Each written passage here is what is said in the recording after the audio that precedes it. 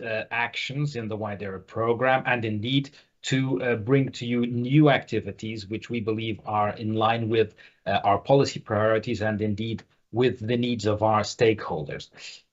So today, as you will see, and we can move to the first slide if it is, there you go, we will have a very, very packed day. It's very, very intense because we will go through the whole work program. The morning will be devoted to the widening part of the work program. So as you see there, we will go through each of the actions that we have in the work program. And we are starting, not by accident, with two of the new actions in the work program. So we want to devote a little bit of time to explain to you the way that we see the pathway to synergies and the dissemination and exploitation facility working, because these indeed are new and we believe that they do respond to important needs from our beneficiaries, from our stakeholders. But of course, throughout the day, we will go through each of the actions and we will explain what is new, what remains the same, what adjustments we've made, and we are really very keen to present these novelties to you.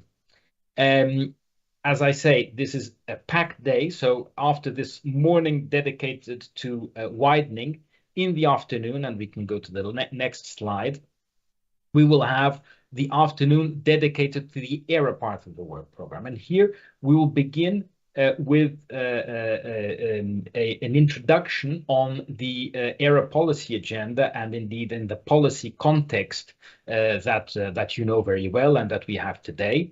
And then you will see the different calls, the different topics explained throughout the work program.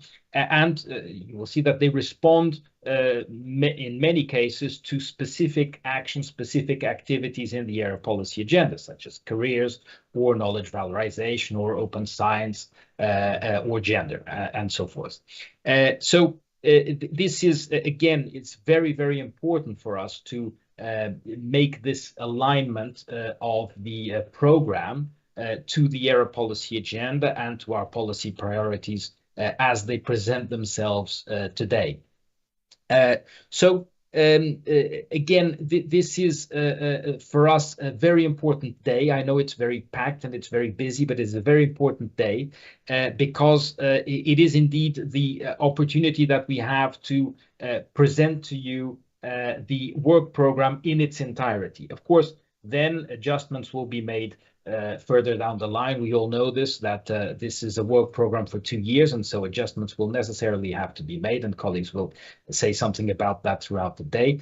But as our finished product, as it is today, just adopted a few days ago, we now have the chance to show it to you in its entirety. We will then begin with the widening part, as I mentioned, and with the two novelties, the two new activities, which my colleague Stefan Wyers will have the pleasure to present to you. Just one word about the next slide, which is the Slido. The Slido, here you have the address of the Slido so that you can start sending your questions and comments. And of course, this is a very, very important part of the day and of our activities today, that we need to count on your input and your questions and your comments in order to really interact with you as much as we possibly can. So with this, I stop my introduction. I wish you a very good day. And we hope to continue this conversation, of course, throughout the implementation of this work program. Thank you very much and have a nice day. Over to you.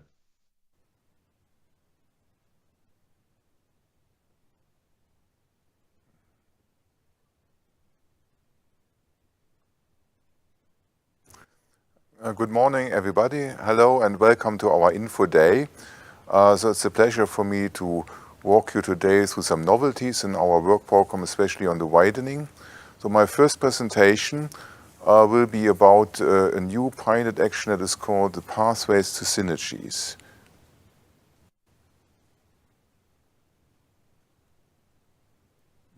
The slides are not coming. Okay.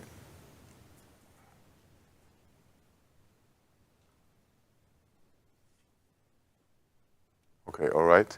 So, as a first slide, I would just like to show you a kind of a snapshot of the call. You see, it is a coordination and support action. We will devote a budget of a total of 20 million to that call, and the size of the project is expected to be 0.5 to 1.2 million. We expect of approximately 20 projects to be funded, and the call will be opening on the 28th of March and close on the 28th of September 2023. And now what it is about, actually. The rationale for the pathway to synergy is a quite old story, because already for more than 10 years we are discussing how to improve the synergies between the framework program, the European framework programs for research and innovation, and the cohesion and regional funds. We have now, for this programming period, quite some strong improvement in terms of the legal framework for this, and as a more practical tool in order to facilitate the synergies between these funds. One is centrally managed, like Horizon Europe, and the other one is in the shared management mode. That raises quite a complication sometimes, so we want to bring this together. We are looking mainly into the European Fund for Regional Development, the ERDF, but we also envisage other funding systems, for instance the Interreg, but also the IPA, the pre-accession instrument for candidate countries, and others. So whenever I'm talking about the ERDF, I take this as a bit as synonymous also for other similar funding systems. What we have observed in the past, that these synergies are happening, but often incidentally and without any strategic ambitions. As I mentioned, we have now new opportunities for Horizon Europe and ERDF. I will not go into these details because otherwise I would need another full morning to explain that all. The Commission has just recently published a synergies guidance document. I will come back to that later, and this will help you to walk you through the details, what other opportunities are coming up in this synergies domain. Conceptually speaking, we have two kinds of synergies into which we are looking with these calls, the downstream and the upstream synergies. I will explain you that later. And we want to set incentives to a better use of these synergies. Okay, so here I think it's better to visualize this a bit graphically. Here you see actually our intervention points for the call. As you can see, we have two separate systems, ERDF and Horizon and ERDF, and often the ERDF funding steps in as a first measure for capacity building, to create a competitive science base or to develop infrastructures. And then in between we have Horizon Interleave, that is a very strongly competitive funding system that is based on competition for scientific excellence, and also of course the mission partnerships and so on. But also there's a possibility that the ERDF steps in again for analysis of the Horizon results, to integrate research results into value chains and so on. Now this call tries to create the interfaces between the two systems. You see on point 8, upstream synergies, that is in the transition between the ERDF, from ERDF capacity building into competitive research funding under Horizon. And the downstream arrow that you can see is the interface between Horizon and the ERDF, where under Horizon we expect that results have been developed that could be upscaled and further valorized with the means of ERDF funding. So whenever I'm talking about upstream and downstream, you please keep this scheme in mind. What is the overall outcome of these calls? So first of all, we want to have more systematic synergies for both Framework Program Horizon Europe and Horizon 2020 and ERDF or similar funding system. We also include here the RRF, the Recovery and Resilience Fund, and Interreg. You will see more details in the work program once you read it, and so on. We want actually to strengthen the competitiveness of all R&I actors in the widening countries, and of course to stimulate the knowledge transfer and innovation cycles, and so on. Now what is the expected outcome for specific actions? So if we look into the upstream synergies, here the candidates for the projects are former beneficiaries of the structural funds or the ERDF funds. So one outcome is a joint internationalization strategy for R&I, a strategy for the human resources development, but also to generate a better access to excellent European R&I networks and communities. We want to achieve an increased competitiveness and reputation for application for European and international research funding. And here another important aspect comes in to overcome the locked-in effects of former mono-beneficiaries. As you know, typically the structural funds or the ERDF fund individual entities or institutions in single countries. And although a lot of money is invested for this purpose, this creates not necessarily a strong European added value because these institutions still continue working on their own. And the call here under the pathway A wants to step in and to improve the situation, also better connect them to potential partners. On top of that, we are looking into the acquisition of new transferable skills for the R&I staff, especially for knowledge transfer, R&I management, and communication. Last but not least, it's also about a better use of the R&I infrastructure that were already funded under the ERDF, but maybe lack some talents. It's a very challenging task to attract new talents to these technically excellent infrastructures, but sometimes there is a lack of visibility and also attractiveness for people to come. Looking into the pathway B on the downstream synergies, we have a bit of a different ambitions. So here the starting situation is that you have some project partners who have already created results, and these results need to be valorized. And we also will try to move up a few steps in the ladder of the TRL, the technology readiness level.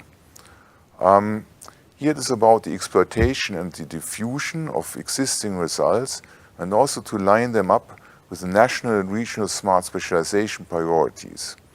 It also includes the possibility to prepare for pilots and demonstrators in the chosen R&I domain for funding under ERDF and similar. There are already a couple of examples existing in Europe, where especially under joint undertaking, ERDF funding was used to develop the pilots and demonstrators that were conceived formally in Horizon-funded project. Another aspect is the improved intellectual asset management and technology uptake. And last but not least, we also want to try to activate SMEs and regional authorities and agencies.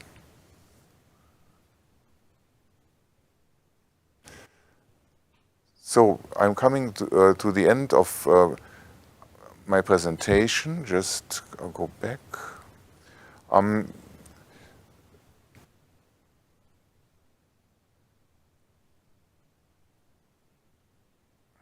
Yeah, so if there are any questions.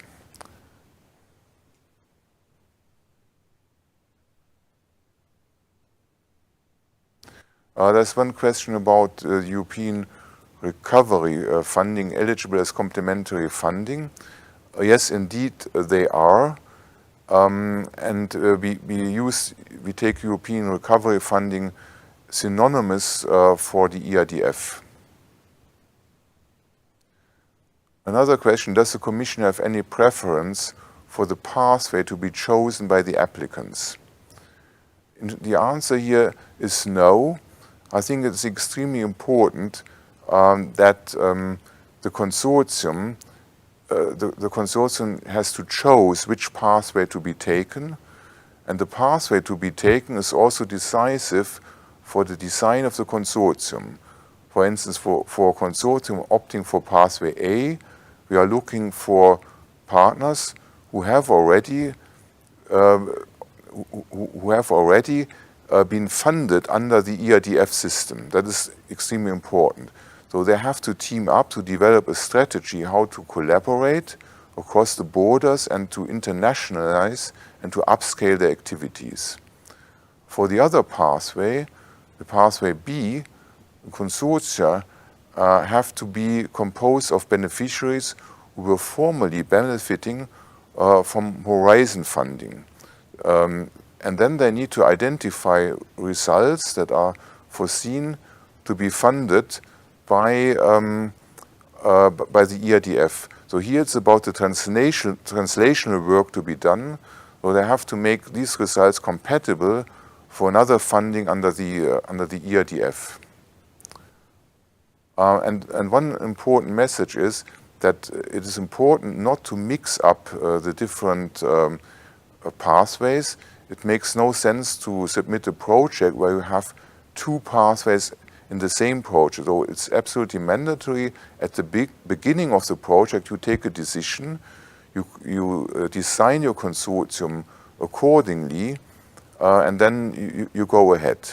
You will find further information in the work program, and we will also very soon publish a document for the FAQ where you find more practical tips.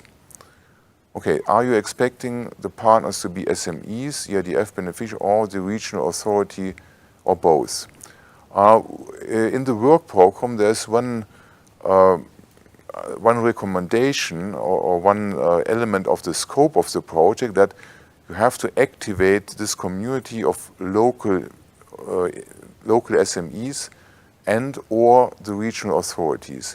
It's not always necessary that to make them all partners in the project. We would also accept a proposal where you convincingly demonstrate a mechanism how to involve the SME and the regional authorities, but if you have too many, you would overload the consortium. Therefore, it makes no sense to have too many partners.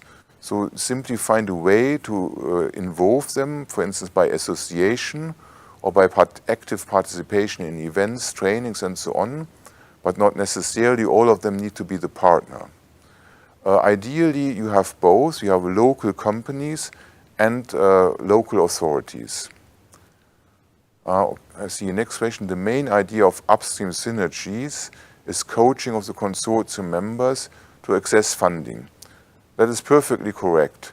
You do not use the funding as such to do development work. The funding is here a kind of a seed funding to do the translational work, to facilitate the transition from one funding system into the other. Okay, any preference? But no, there's no preference. You can choose either, but what we wouldn't like to see a mix-up. Is this call suitable for European university alliances? The answer here is yes, under the condition that they fulfill, that they comply with the condition of the call. We have not made any clear or very restrictive specification of the partners, of the kind of organizations to participate. Will the lump sum approach be applied for this? No, the answer here is clearly no.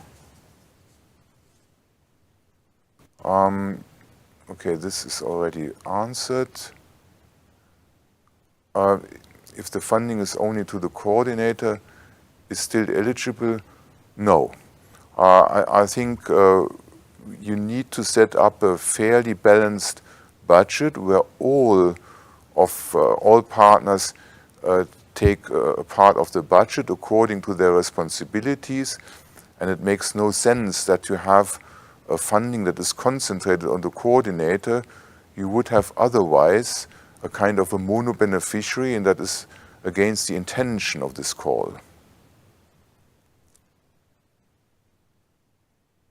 Okay, thank you very much.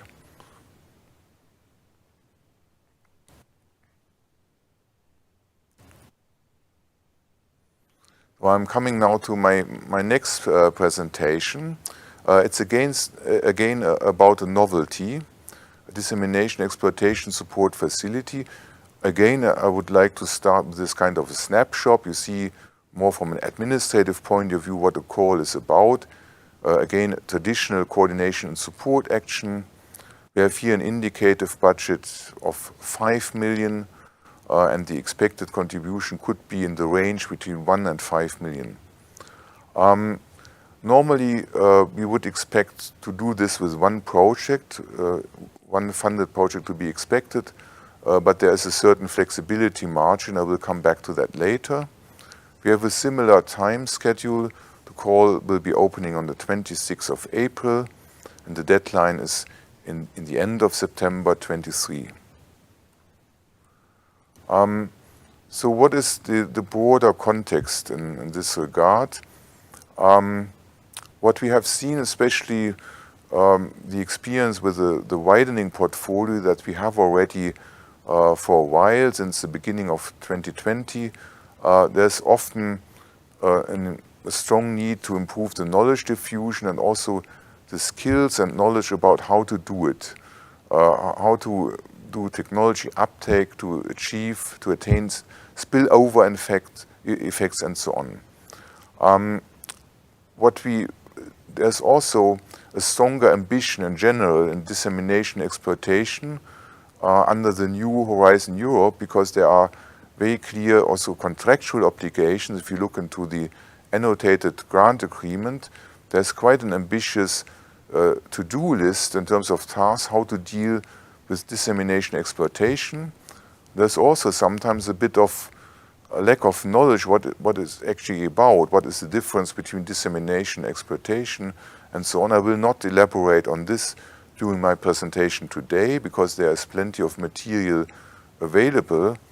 But it is important to know that the Commission has set up a D&E, dissemination exploitation strategy, and there are also a number of opportunities in that strategy that can be used by the beneficiaries from widening countries. We also want to motivate a bit our clients, that is already a big portfolio of several hundreds of projects, to look a bit more towards market-oriented approaches to disseminate and to exploit the results, especially in view of having an improved sustainability of some of the funded projects.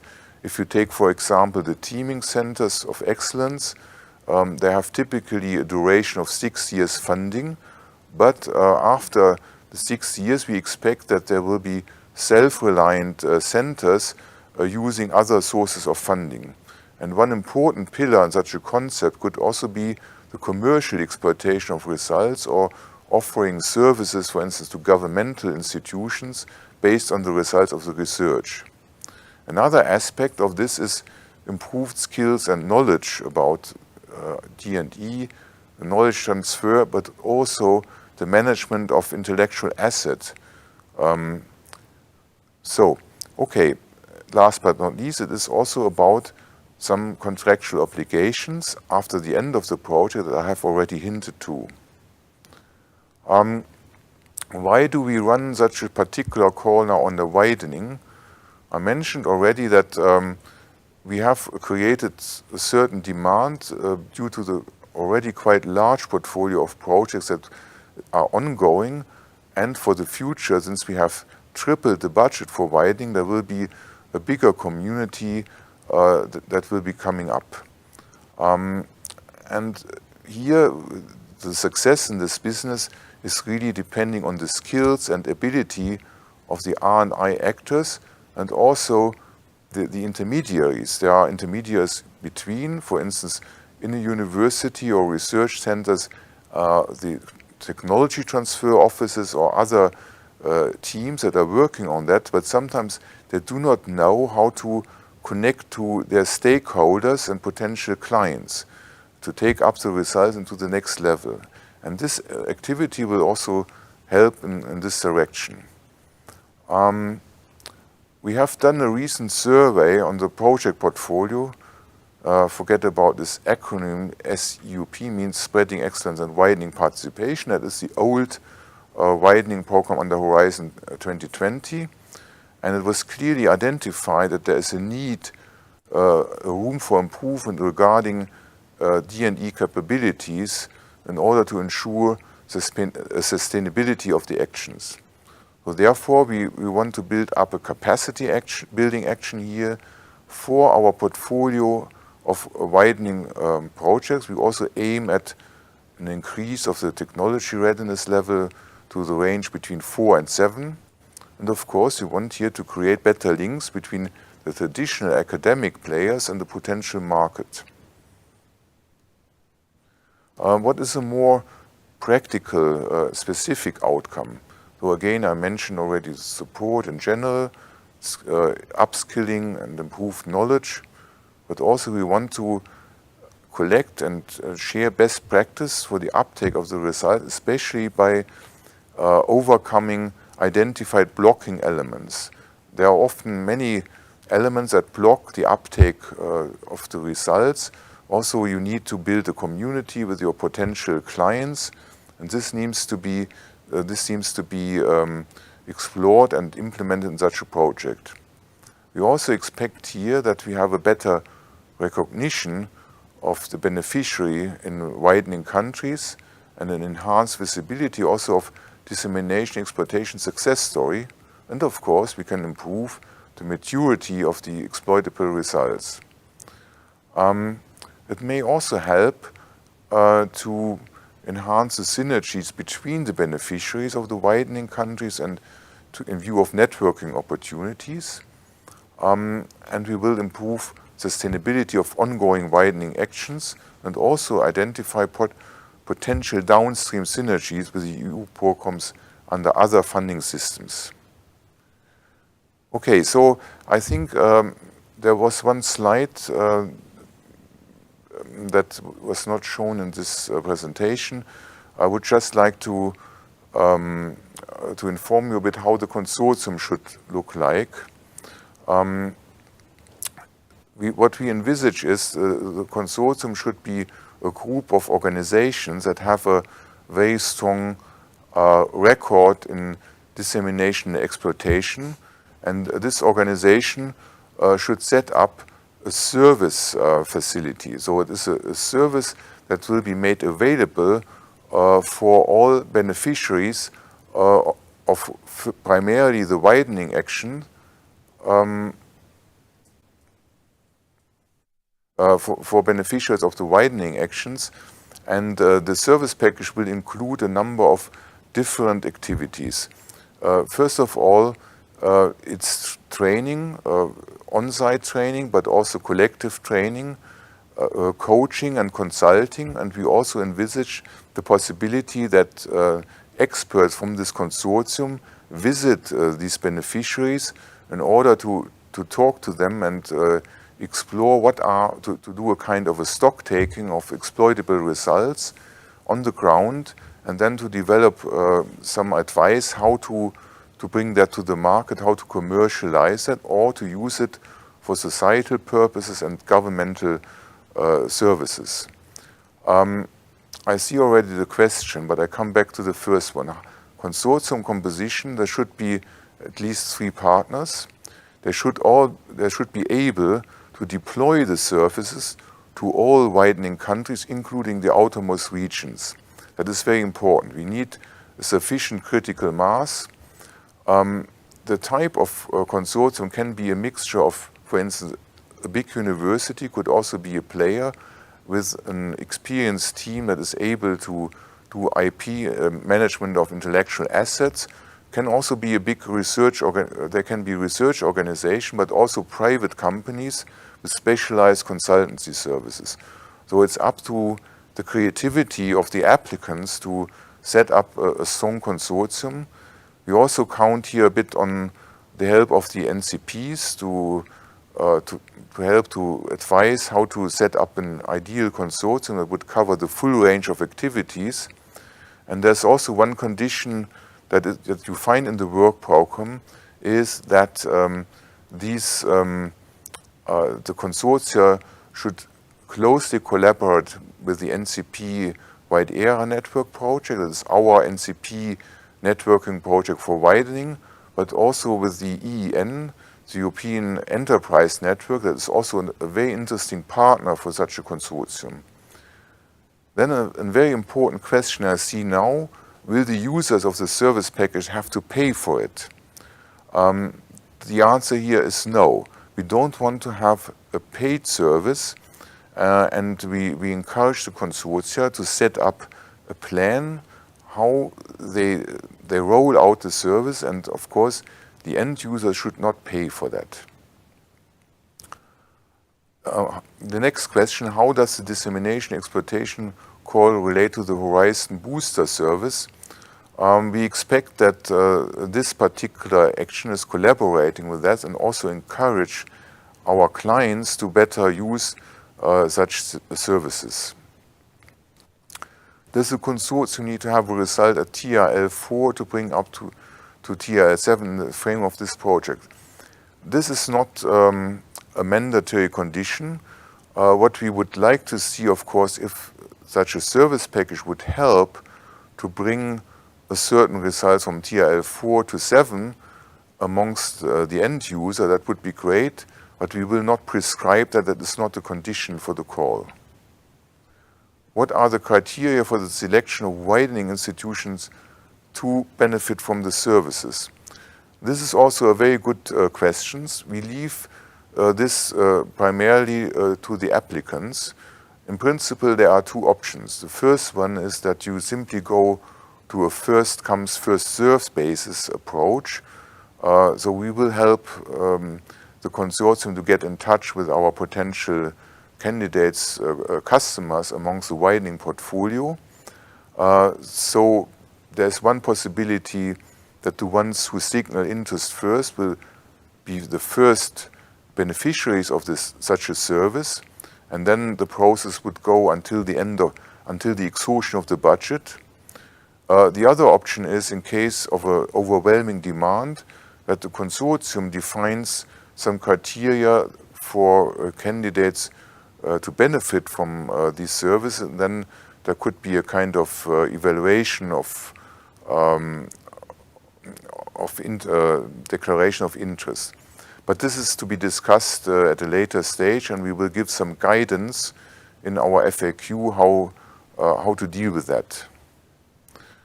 Can NCB organization with DEC capabilities join the consortium? The answer is clearly yes. NCB organization could also be a good candidate to take part in this consortium.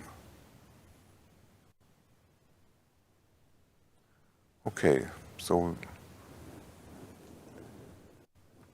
I would then like to pass the floor to my colleague Stijn de Lore, who will also talk to you about novelties under widening.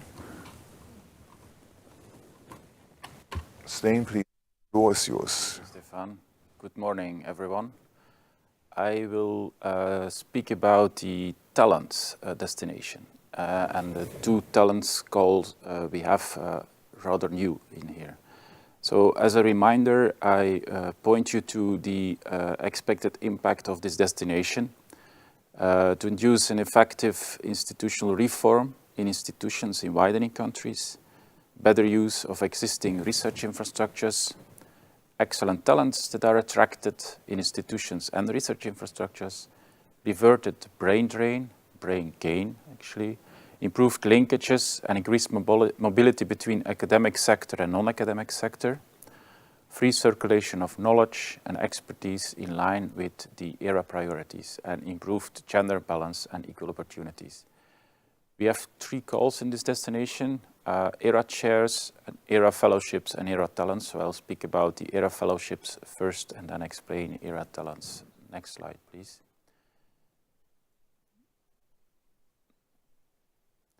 I give you first a bit of background. As Manuel already highlighted, this afternoon you will get more information about the ERA process, the European Research Area, and the ERA policy agenda. I would already like to refer to it for these calls. We are following the ERA policy agenda, trying to implement it together with the member states. We have 4 priorities and 20 actions. The calls on ERA fellows and ERA talents especially are linked to the fourth action, strengthening of research careers. Next slide. This action intends to promote attractive and sustainable research careers, a more balanced talent circulation, and international, transdisciplinary, as well as intersector mobility.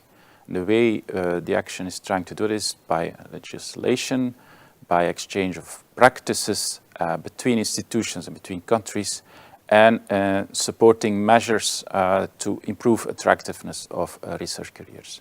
Several of these you're probably familiar with. Euraccess, we have the HRS4R Excellence Award for HR in research, and we have these actions on ERA talents, for instance. Next slide. So when you're writing these applications, keep these policies in mind, because the actions are there also to help Europe to implement these policies. Now, first, the ERA fellowships. This is a training and mobility action. It's fully aligned with the Marie Skłodowska-Curie action on postdoctoral researchers, European fellowships. The budget is about 8 million, and we expect to fund about 50 fellowships. All conditions, eligibility and admissibility criteria, and the evaluation criteria of the MSCA postdoctoral fellowships apply. I refer to the specific conditions in the MSCA work program. So don't stick only to the ERA fellowships work program text, but also look at the MSCA work program postdoctoral fellowships. We have 2 calls in the coming period. The first one is closing on the 13th of September. Next slide. This action builds on and is completely aligned to the MSCA postdoctoral fellowships call. As I said, the target group are host organizations and researchers moving there in widening countries. I refer to 2 studies that we have recently made and published in summer. One is on pathways to a more balanced talent circulation, and the other is mobility flows of researchers in MSCA. So you might find useful information in there to build on the expected impact of your proposal.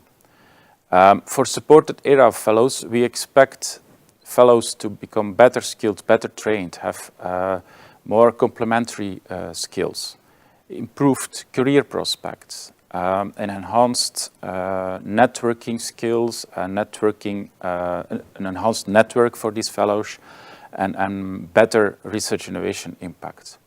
For the participating organization in widening countries, we expect that they align themselves with the Charter and Code for researchers, that they provide training, very good training and supervision to these fellows, and induce reform so that they can get an increased reputation and become more attractive for talents from abroad as well as to the domestic talents. Overall, we expect a better knowledge valorization from the participating organizations. For widening countries as a whole, we expect better working and employment conditions for researchers, increased attractiveness for talents, and simply more postdocs to be attracted to the institutions in widening countries. Next slide. So who is the target? The one hand, host organizations in widening countries, and on the other hand, excellent researchers. So the fellows are applying together with the host organization in a widening country. The fellows or excellent researchers undertake international mobility either to or between EU member states or associated countries, widening countries. It's open to researchers of any nationality, also open to any discipline, and a researcher want to engage in R&I projects by either coming to the EU from any country in the world or moving within the EU to a widening country. It's very important. The call has a simplified submission procedure. The submission, you don't need to apply for the ERA fellowships as such. You apply for a Marie Skłodowska-Curie postdoctoral fellowship action 2023. Your application together with an institution in a widening country will be automatically resubmitted to this call in case your proposal is highly ranked and considered as excellent. and many proposals are highly ranked, but only a fraction can be submitted, can be funded by the MSCA. So if you're right below that, your proposal can be funded through the ERA fellowships. So again, the MSCA conditions and all criteria apply. So have a look at the work program. This goal means that there is an additional funding opportunity for applicants who move to a widening country, MSCA applicants moving to a widening country. Next slide. Within the fellowship, there are secondments possible up to 1/3 within the duration of the fellowship. The duration is between 12 and 24 months. Of course, the secondment has to be within the project scope. That can be to another institution or another organization or a company.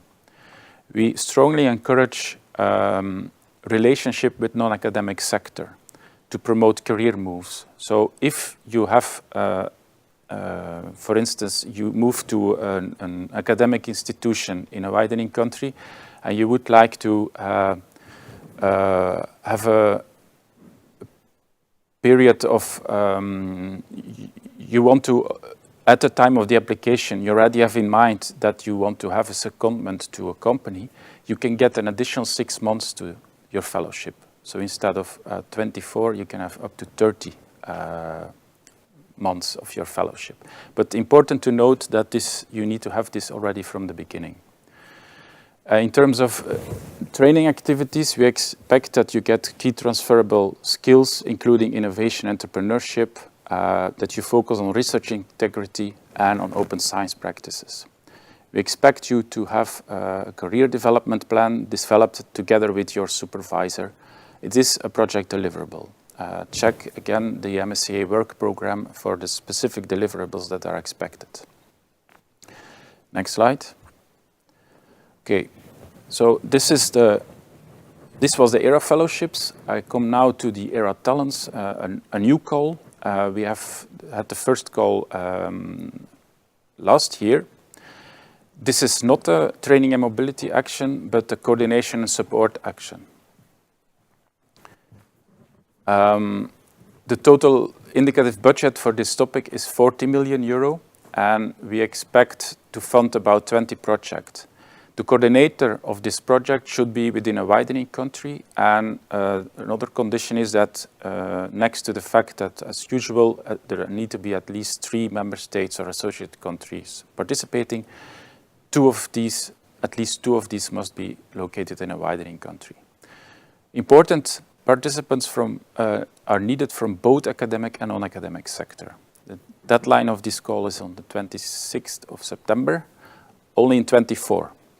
So this call is being evaluated. I mean, the previous call in 2022 is being evaluated. We expect slight changes in the conditions. We are trying to see if we can further simplify the conditions of this call. The overall objectives and scope remain the same. So next slide, please. So the objective is of the ERA talents is to support training and mobility of researchers, innovators, and other research innovation talents across sectors. Other research innovation talents, what is this? This can be, for instance, research infrastructure operators. It can be data stewards or research managers. It can be knowledge brokers, technology transfer officers, for instance. The idea is to boost interoperability of careers. What you expect from this call is that you come up with a kind of an ecosystem, academia and non-academia working together to valorize talents, to circulate talents between the partners, to boost interoperability of the careers. So involve non-academic sector from the onset in the training of early career researchers. Make sure early career researchers can get short secondments to the companies to learn certain things, to get skills that are that the companies are demanding. Okay. Next slide. We expect a strengthened human capital base in research and innovation at the level of widening countries, with better trained, more entrepreneurial researchers or other talents. A more balanced talent circulation both geographically, so preventing brain drain, but also, especially also cross-sectoral.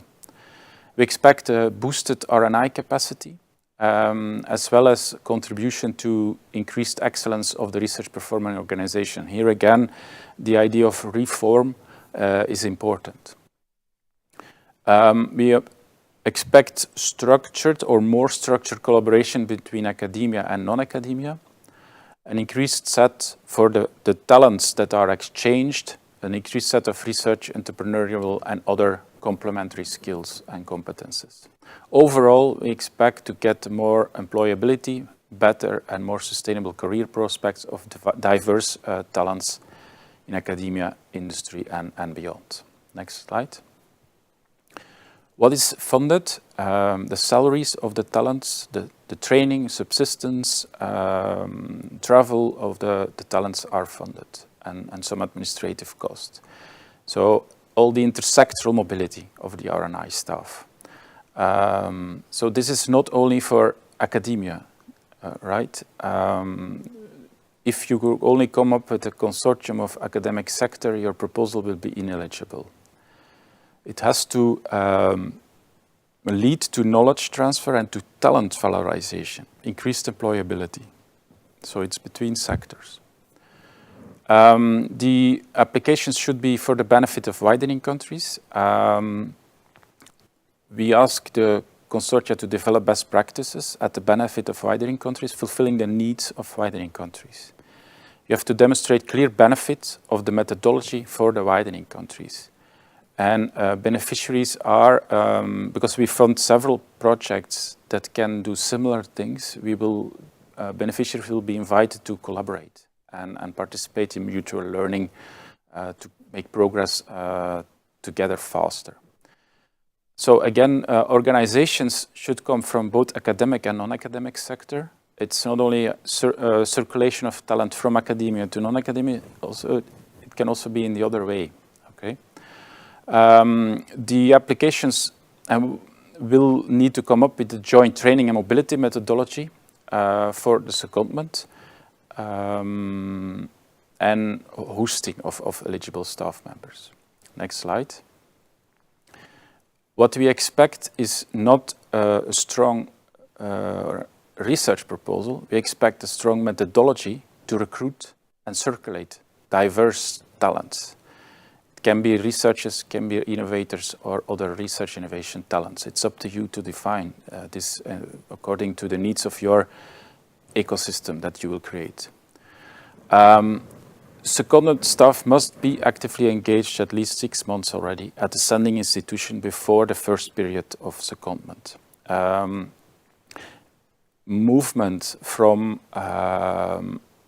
cross-border movement from a widening country must be followed by a mandatory return phase. And the support for return can be allowed for up to 12 months within the grant duration. We expect that the careers of those who are exchanged will become better. The people will get new skills and better career development perspectives.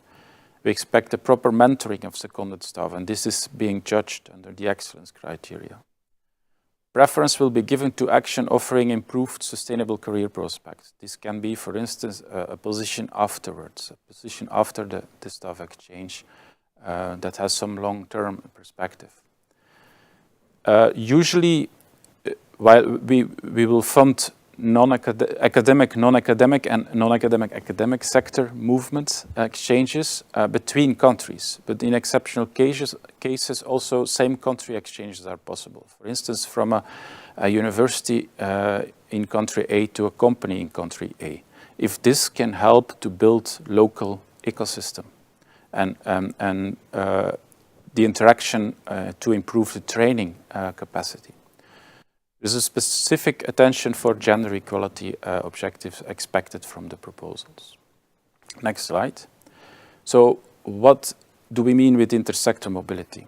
So the staff exchanges we support will be through, could aim at one or more of following objectives.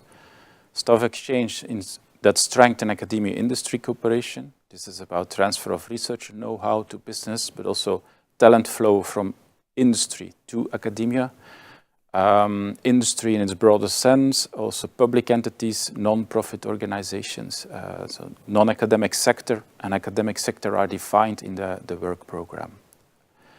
Second is secondments for training and lifelong learning, and this can either be linked to specific demands, skills demands from the non-academic sector in specific areas, or it can be to build research innovation support capacity, such as knowledge valorization officers or data stewards or research infrastructure operators. And finally, the exchanges could also have the objective to improve entrepreneurial skills for researchers, as well as start business and startups. Next slide. There are specific conditions to the ERA talents. The expected duration of the project is up to 4 years, and all exchanges have to be taking place then, within these 4 years. Expenses I have explained. Now, the participating organization, the coordinator should come from a widening country, and again, partners should be both from academic and non-academic institutions. I emphasize this because in the 2022 call, not all applications had this. In that case, you would be declared non-eligible. Secondments should be between different sectors, different legal entities, and should include a widening dimension. And they should be between 3 and 24 months long, but they can be split over several stays and several beneficiaries as well. Next slide. So I go to the questions. So if you can project them. Thank you. What is the difference between ERA talents and ERA fellowships? Can I apply for both? Well, the difference is that ERA fellowships targets the individual. The ERA talents targets a consortium that will host many ERA talents and second many ERA talents. You can apply for an ERA fellowship, and you can also apply once the ERA talents projects are running. You can be in touch with them to apply for their methodology for secondment. What is the non-academic sector in the ERA talents call? Does intersector mobility involve only companies? No, non-academic sector is any sector outside universities, higher education institutions, centers of academia, research organizations, public research organizations, anything else outside that. Companies, public entities, government agencies, also research, pan-European research infrastructures are considered as non-academic. So are PhD students eligible? Yes, they are. In the 2024 call, they are. And in fact, the call, we emphasize on early career, early stage researchers, innovators or other talents. Will seconded researchers from non-widening countries to widening countries also be named ERA talents? Yes, exactly. These are the ERA talents. But if you want to give them another name, it's up to you. But we consider them indeed as the ERA talents that are exchanged. Is it possible to use the MSCA cost system in the same range as it is in the ITN calls? That's up to you. Yes, we do not define how you should reimburse the talents. It's entirely up to you and according to your needs, especially in widening countries. If you find the MSCA system beneficial for you and filling your criteria, then by all means use it. Do seconded researchers from non-widening to widening countries need mentoring? Or would these be experienced researchers and be mentors? The seconded researchers are the ones who we expect to be mentored, not the ones who be experienced and be mentors. But of course, also experienced researchers can be exchanged and could take up tasks for mentoring. So again, it depends on your needs and your explanation and the strong expected impact that you will generate. Be aware that the call that we emphasize on early career people, talents. ERA fellowships, can there be more than one secondment during the fellowship? It can be split over several stays and several beneficiaries as long as it's not over 1/3 of the total duration of the fellowship. What is the difference between ERA Talents and MSCA Staff Exchange? There are several differences. The ERA Talents focuses exclusively on widening countries, for instance, and on non-academic academic sector cooperation, while MSCA Staff Exchange is more wide. Staff Exchanges and MSCA also focus on a research project. In the ERA Talents, we focus on the methodology and the benefit for widening countries. And there are other differences. Can we address only one type of talents? For example, only project managers? Yes, you can. Project managers or research infrastructure operators, you choose. You can also make a project. So I presented the 3 categories with some subcategories. It's up to you. You can cover all of these or few, or even have other means, as long as you generate the expected impact and follow the objectives of the call. So this is possible. For ERA Talents, do we have to outline a recruitment procedure for the participants of the secondments? Yes, we ask you to explain this. You don't need to explain who the talents are, obviously.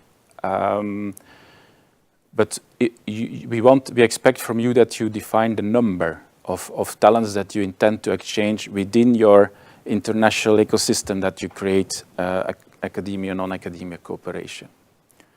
Will ERA Talents Call be published in 23? Yes, at the end of 23. You mean probably open. So the ERA Talents Call is foreseen to close in 24. It will open at the end of 23, if I'm mistaken. But this is all indicated in the work program as well. For ERA fellowships, do we need to prepare 2 applications for both? No. You only need to prepare 1 application, the one from the MSCA postdocs. Your proposal will be automatically transferred after the call. If you're not funded by the MSCA and still highly ranked, then you will automatically be transferred to the ERA fellowship. So you don't have to apply for ERA fellowship. You won't find the call on ERA fellowships. You have to apply for the MSCA postdocs. I mean, the submission process for ERA fellowship. So apply for the MSCA postdocs, indicate that you're widening, that it's with a widening country, host organization, and there will be automatic transfer. What is the level of funding in ERA Talents? It is between 1 and 3 million euro per project. And the costs, the funding will be reimbursed, has to be associated to the secondment of the talents, the salaries, the travel and subsistence, the training.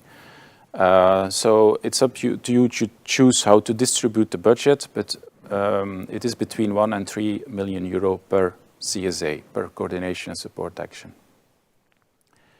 Is there a grants calendar where the opening dates and the submission dates are published for all WIDERA calls? You find this in the work program, but I suppose we can see if we can create such a table that could be handy for you. See, this is the final question. Then we move to the next part. We have a different call from the WIDERA work program. It's targeted to universities, higher education institutions. It's called European Excellence Initiative. It's again a widening action, a CSA. The budget is 54 million, and we expect contributions between 2 and up to 5 million for about 10 to 20 projects. The coordinator must be from a widening country. And the specific condition for this call is that 20%, up to 20% of the budget can be used for research or innovation activities. I'll come back to this. The call is next year already, so 12th of April, 23. And basically we target alliances of higher education institutions with this call. Collaboration, strong collaborations between universities with their partners in other R&I actors. Next slide.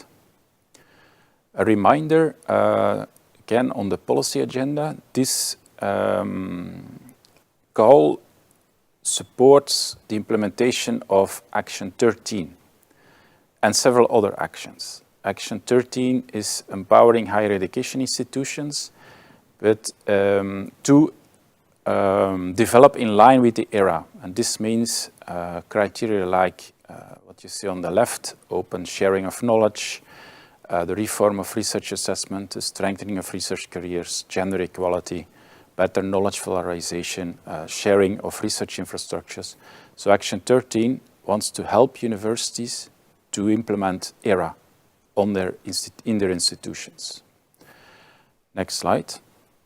Action 13 intends to empower higher education institutions to develop in line with the ERA and in synergy with the European education area.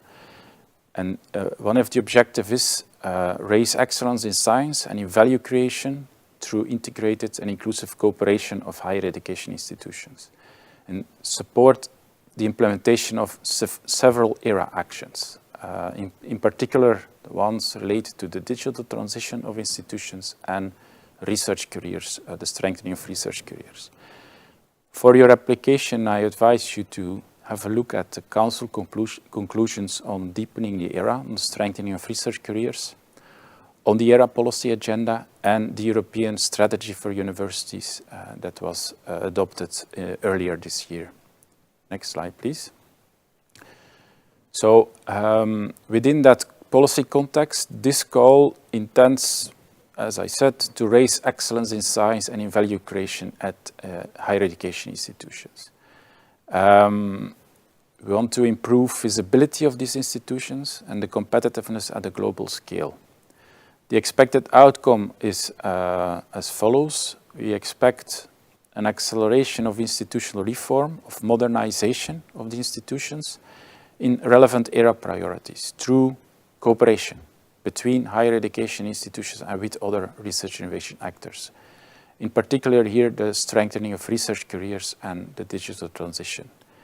We expect a mainstreaming of a culture of excellence in research and in science, in particular in less research-intensive institutions. We expect increased competitiveness and creation of critical mass in talent upskilling, in knowledge creation, and in knowledge valorization. Overall, we expect that the projects that will be funded will help contribute to the implementation of several ERA priorities across the Union. Next slide. We support higher education institutions through deep cooperation, meaning a cooperation between several institutions with a good geographical spread, with the center of gravity in widening countries. We expect to see strong exchange of practices between institutions from different capacities. We will have partners who are strong in open science, and other partners strong in knowledge valorization, and by cooperating, deeply cooperating, we expect that all institutions accelerate and become stronger. We expect that the institutions develop closer cooperation also with other partners, with the objective to strengthen local ecosystems in terms of strengthening talent, training and careers, in knowledge valorization and in entrepreneurship. And that a common agenda is being made for research innovation in key areas next to the implementation of ERA priorities. So any network or cooperation of higher education institution can apply, and this includes alliances of European universities who are already piloted or are in a consolidation phase and supported through Erasmus and by Horizon, and partner organizations from other sectors. The center of gravity, as I said, must be in widening countries, the coordinator in a widening country, and also the budget allocation, at least 70% of the budget should be allocated to the participants from widening countries. Next slide. I refer again to the ERA policy agenda and the implementation in higher education institutions. So we aim for a balanced, the projects are expected to aim also for a more balanced circulation of talents between the institutions, to generate a stronger role of higher education institutions in local innovation ecosystems. You can spend part of the funds for structuring reform of the assessment systems for research and researchers, in green and digital transition objectives, and in an international cooperation with entities established in third countries. Next slide. This is the third slide from the scope, not the second. So activities could include, for instance, the sharing of capacities and infrastructures along to make the use more efficient, development of common agendas for research and innovation, outreach activities, activities that lead to the strengthening of research careers or upskilling upon the demand of other partners, the reform of research assessment, and so on. Global outreach, internationalization, and consolidation of the cooperation within the consortium as well as with partners outside member states or associated countries. Next slide.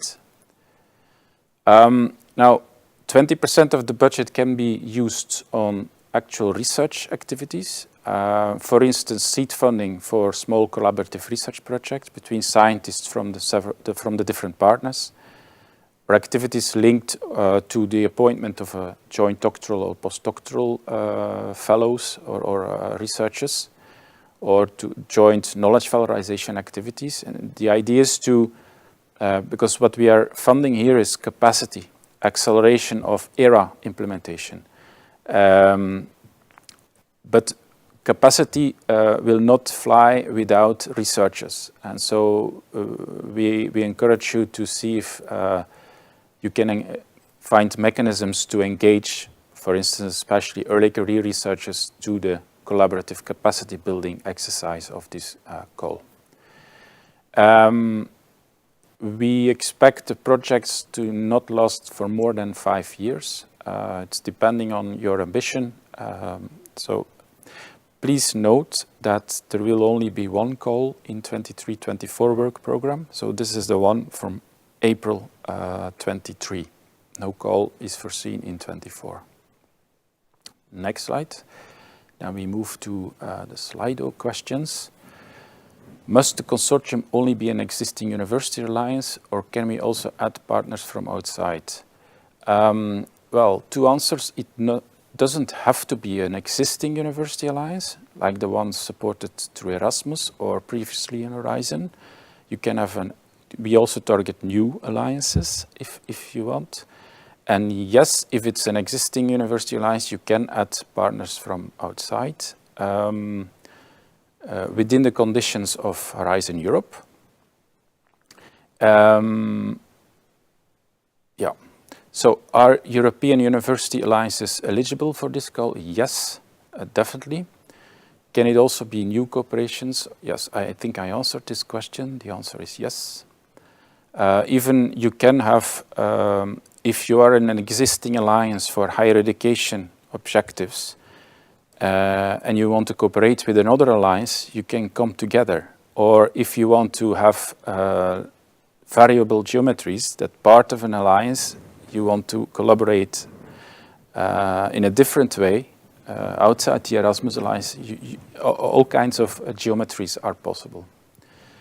Is there a geographical aspect to the consortia? Must the collaborating universities also within reasonable travel distance? No, but it's up to you to choose this. we don't put any condition on it. We expect that there is clear benefit for widening countries. So that's the condition, but for the rest, it's up to you. Can it be a completely new network? Yes, indeed, it can. Can a research institution be part of the consortia? Yes, clear. Is there any downward flexibility for the 70% budget allocation?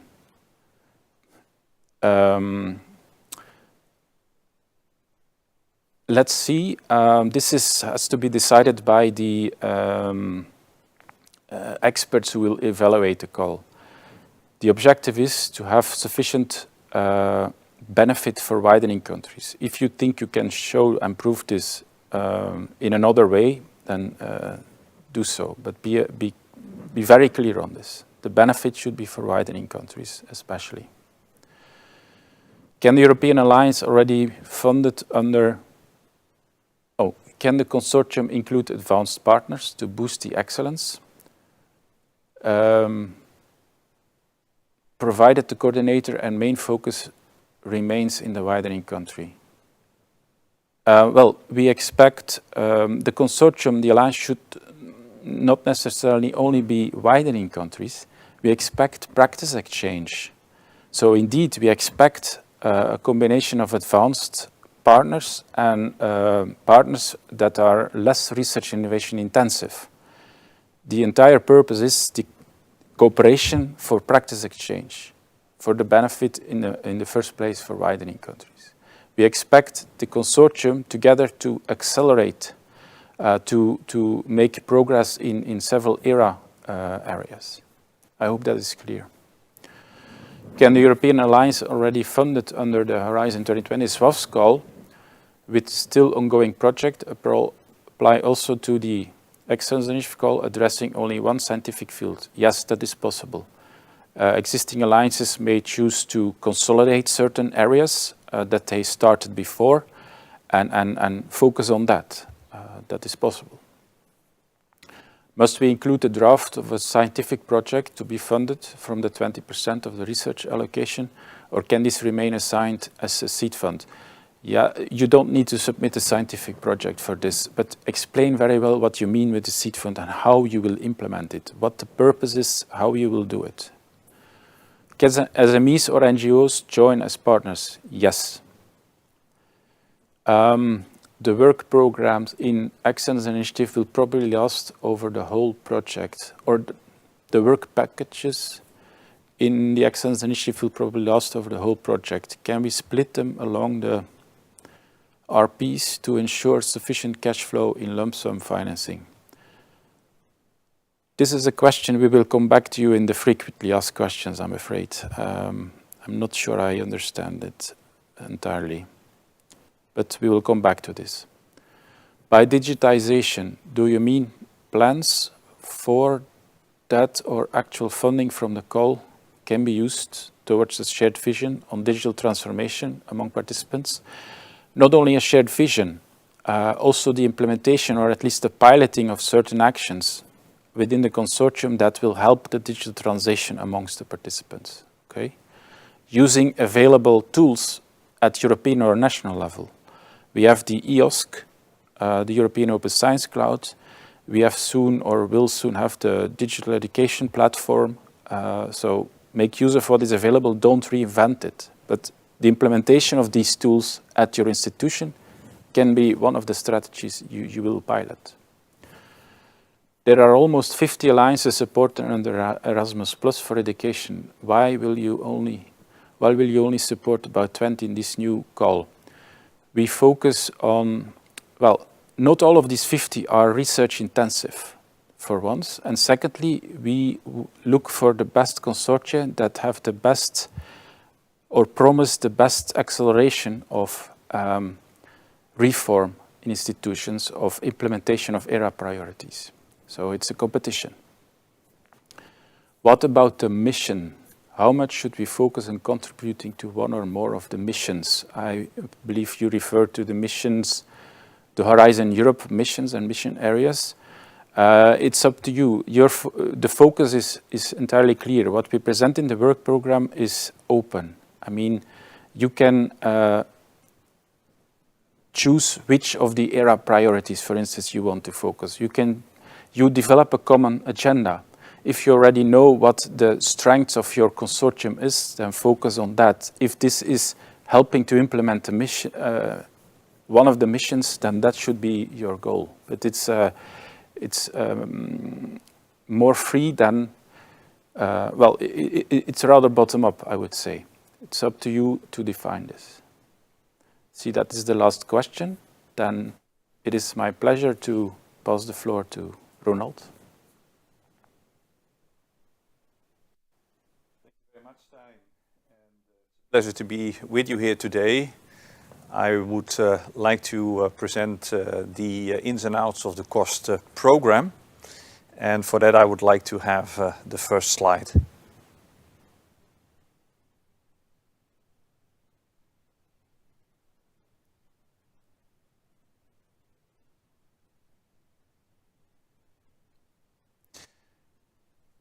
The cost program is run by the Cost Association.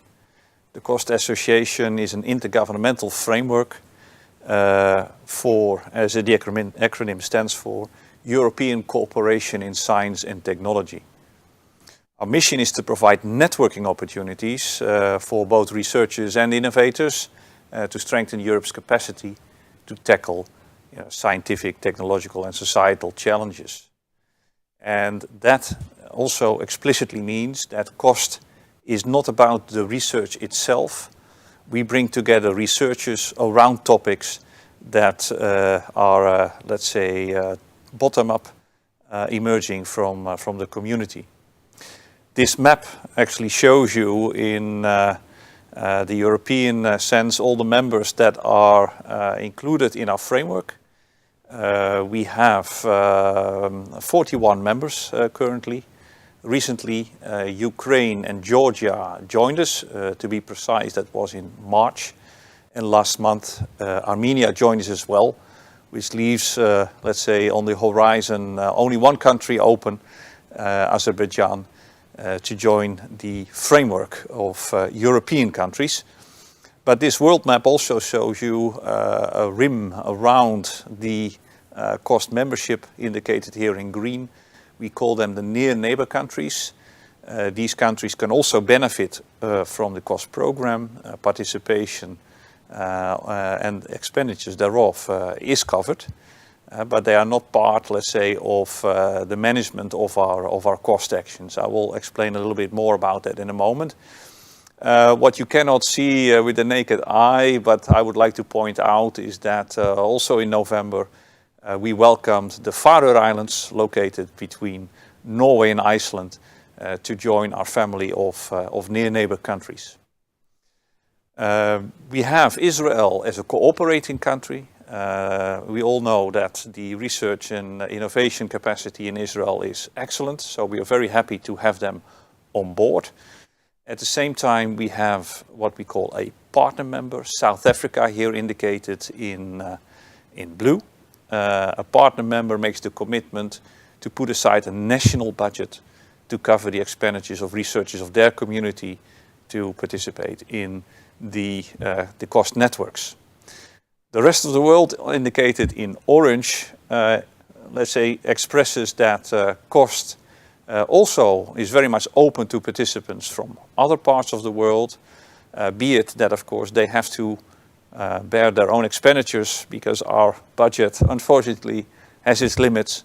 But nevertheless, cost is fully open to the world.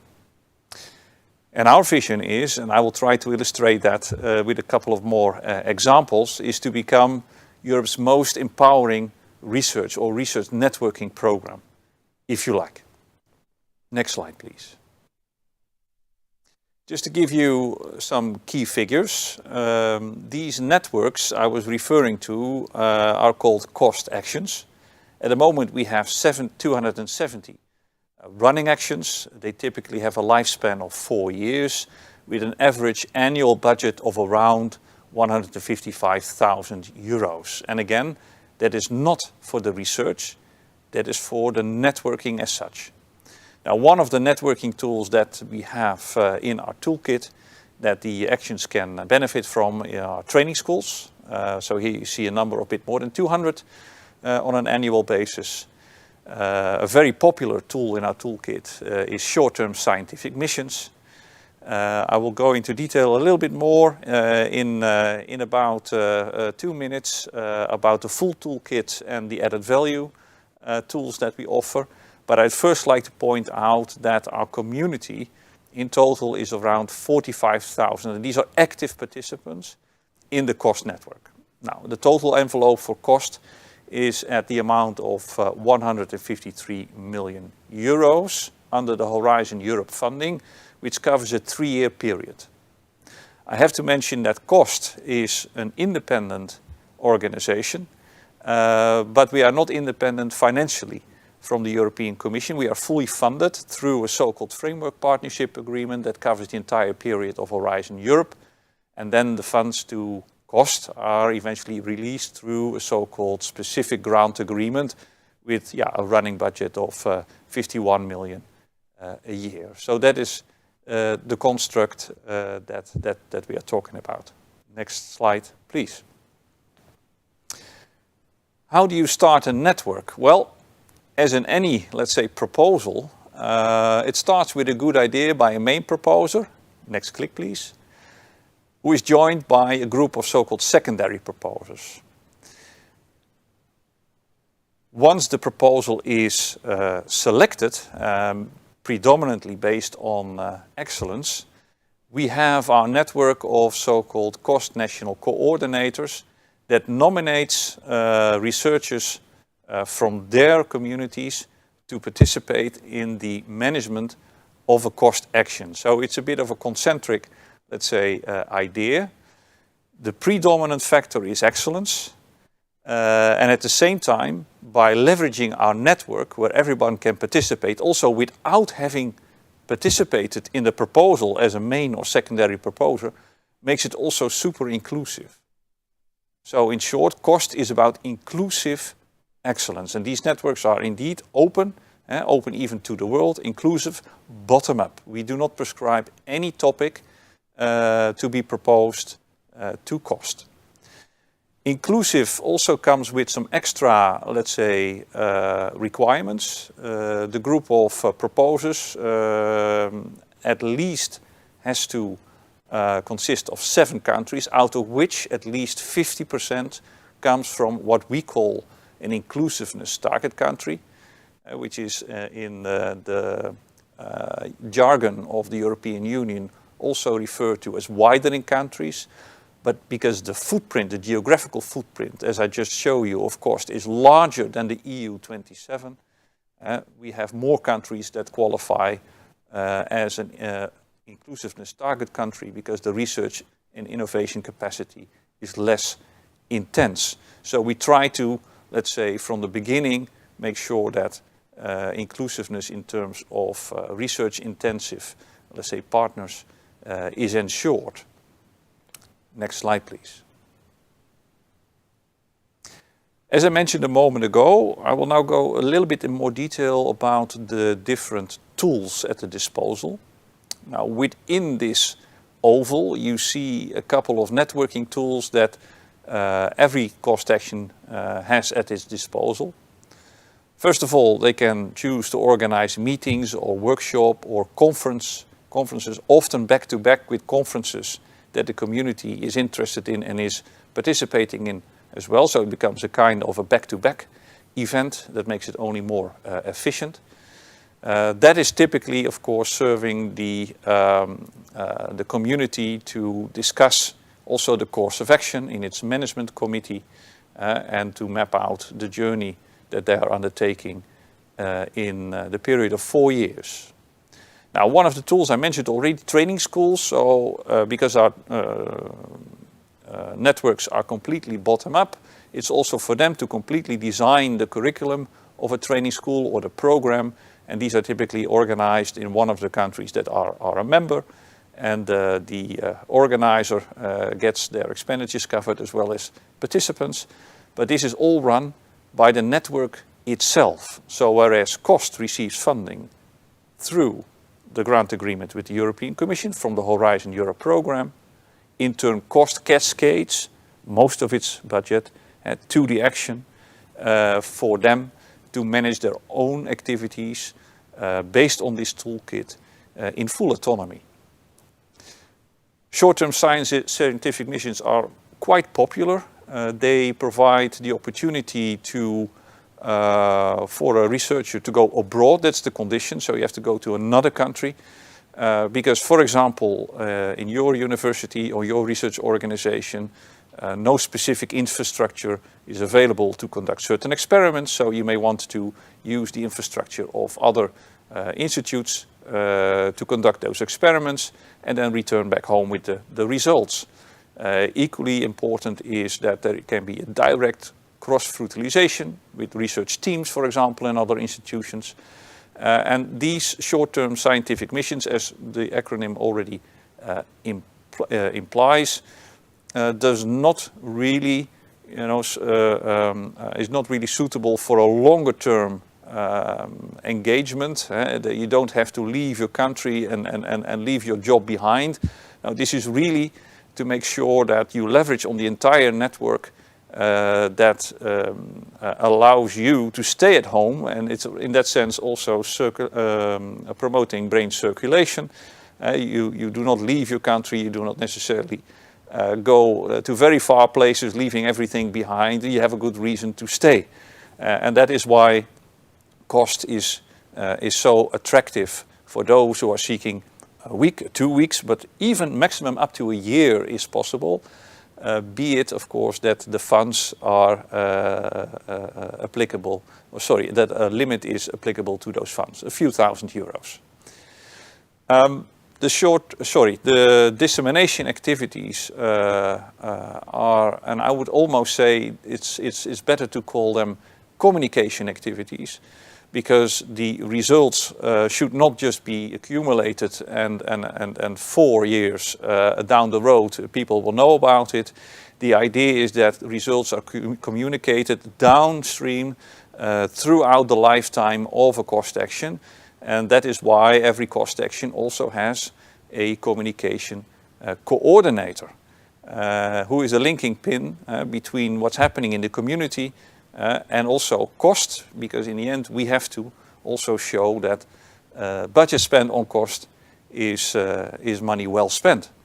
So this network is instrumental in increasing not only the visibility but ultimately also the impact of a cost action. The tool that we added in the course of last year, the virtual networking grants, are typically designed, at least at the time, to overcome the challenges of the pandemic, where people could not travel, for example, like in a short-term scientific mission or to a training school. And these virtual, and 100% I have to say, virtual networking allows you to do exactly that. You benefit, you tap into the research capacities, knowledge, or sometimes also joint, let's say, projects where, for example, data needs to be shared, is supported. And this is a grant with a fixed fee that allows you to also conduct virtual networking online. And we have conducted a survey when we introduced this tool. It is on the one hand clear that the actions prefer very much to network in person, that is of the highest quality. At the same time, they also appreciated very much the possibility to go for a virtual networking grant. So it is complementary, and this one is here to stay. That is, let's say, the toolkit that is at the disposal of every cost action. And they designed their budget through a breakdown over these tools for each and every year that they are active. In addition, the cost association, so the cost office here in Brussels, offers additional networking opportunities. Let me first start by mentioning the so-called Cost Innovators Grant. Those cost actions that show, let's say, some innovation potential and would like to explore this further can apply to an add-on grant. So this is a one-year add-on grant that comes after the lifetime of a cost action. And the idea is that a group of the cost network, with the approval of the entire network, explores this further and delivers at the end of this 1 year a business plan. And this business plan is something that maybe academics are not necessarily used to designing every single day. So we provide also training. We provide training on how to write a business plan, but also how to pitch your business plan's idea. And the idea would be to have follow-up funding, or for example, in another scheme in Horizon Europe, and that is what we see happening. For example, these innovator grantees are lending within the knowledge and innovation communities, or the KICs, from the EIT, just to name one example, and we are paying specific attention also to that together with the EIT to stimulate this from happening. And the Holy Grail is, of course, capital investment, but this is to bridge, let's say, that step towards further innovation. I mentioned already training. We have set up a so-called Cost Academy, providing cost participants, so not the, let's say, research community at large, but the cost participants, the opportunity to learn more about how to manage a grant from the financial point of view. How do I make my cost action sustainable after 4 years? For example, the cost, let's say, innovators grantees that follow training on how to write a business plan is part of that. Science communication, the science communication managers or coordinators are following training modules on how do you communicate via digital channels, how do you communicate via storytelling, how do you do publications, for example. Young researchers are catered for by receiving leadership trainings at the very beginning, so they can raise their finger when leadership positions are elected. So just to name a few. Science and foreign policy advice.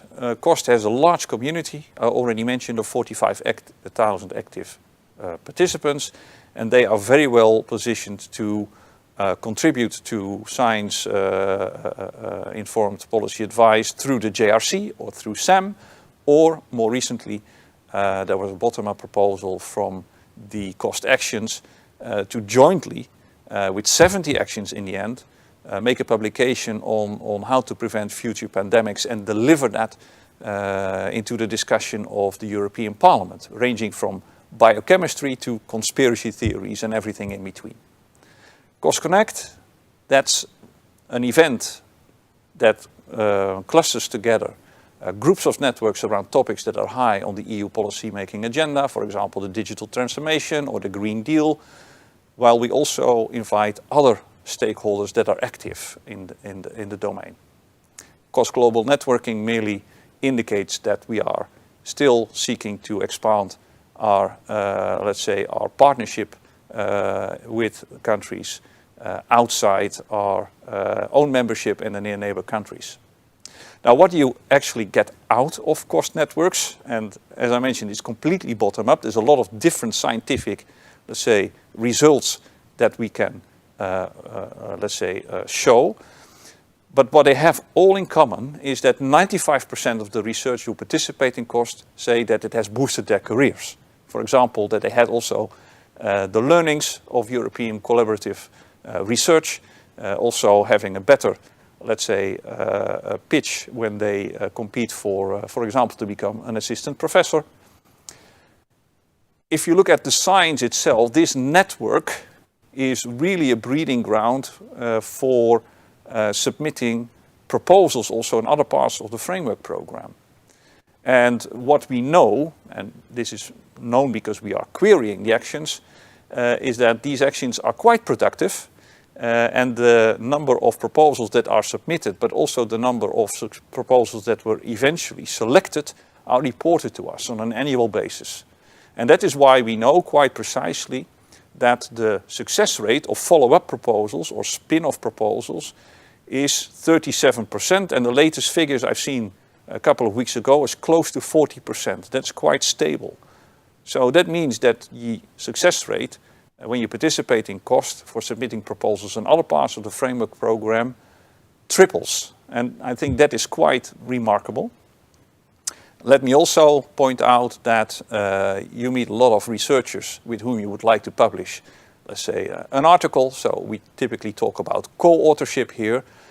And a recent academic study, an independent academic study, has shown that if you participate in COST and you publish together with your fellows within the COST network, your productivity increases with 55% compared to researchers who do not participate in COST networks. And that even sustains after the lifetime, far after the lifetime of a COST action. So that is extremely significant. Next slide, please. So in short, how to engage with COST? Well, first of all, of course, you can join an action that is already running. I would advise you to do that early.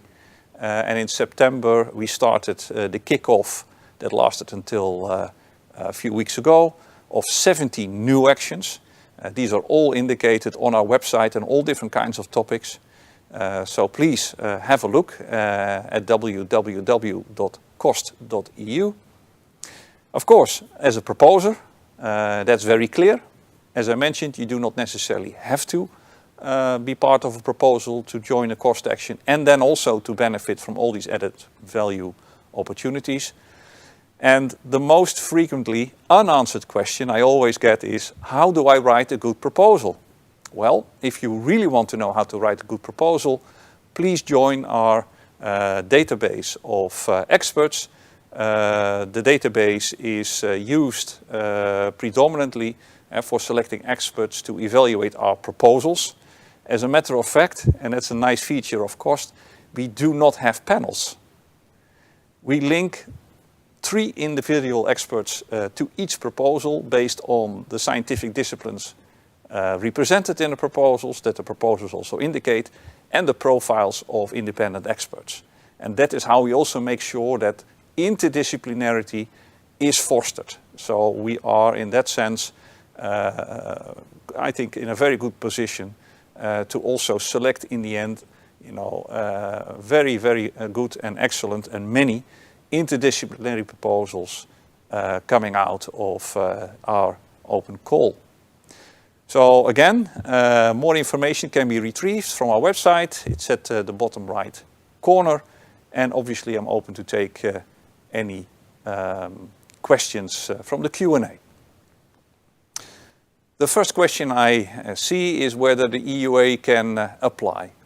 Well, COST is open for individuals, so it's not for member organizations or institutions as such. But I can, of course, certainly recommend your membership to apply, but be it on an individual basis. Second question, how does COST include such a large amount of widening researchers into its activities?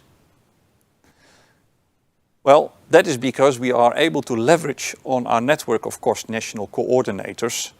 The countries represented in a proposals group, of course, are driving, let's say, the proposal that in the end will be selected.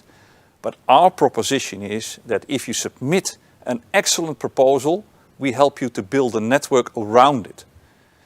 And building the network around it means that all these COST national coordinators can nominate researchers from their community in the COST actions. And that makes it very inclusive also for widening countries, but not only for widening countries.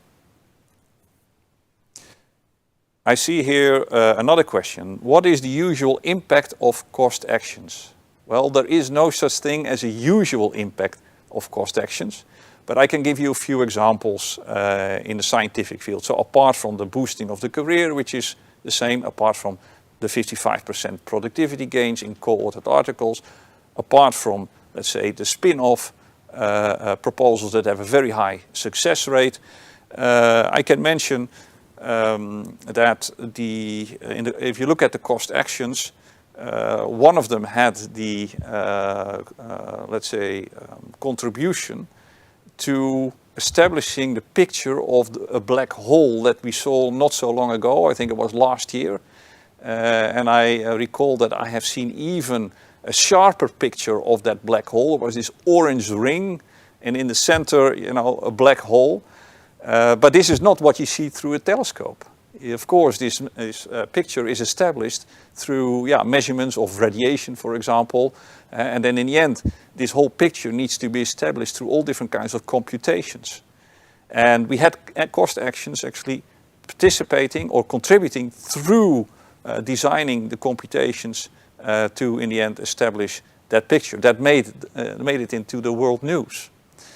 Another example is that there are research laboratories established. There is a Dendro lab in Novi Sad in Serbia, and that lab would never have been established without the cost actions.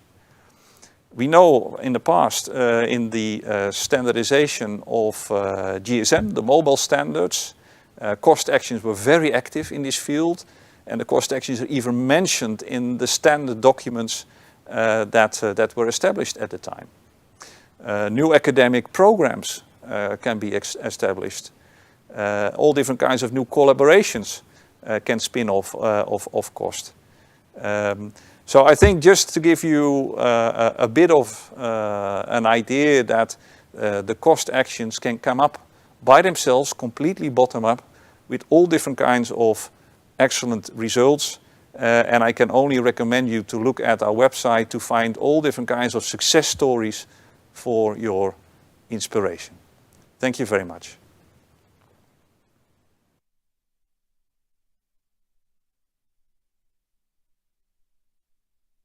Hello, good morning, good afternoon, maybe already. I'm taking over from Ronald, and we are going ahead with the presenting of the various widening actions.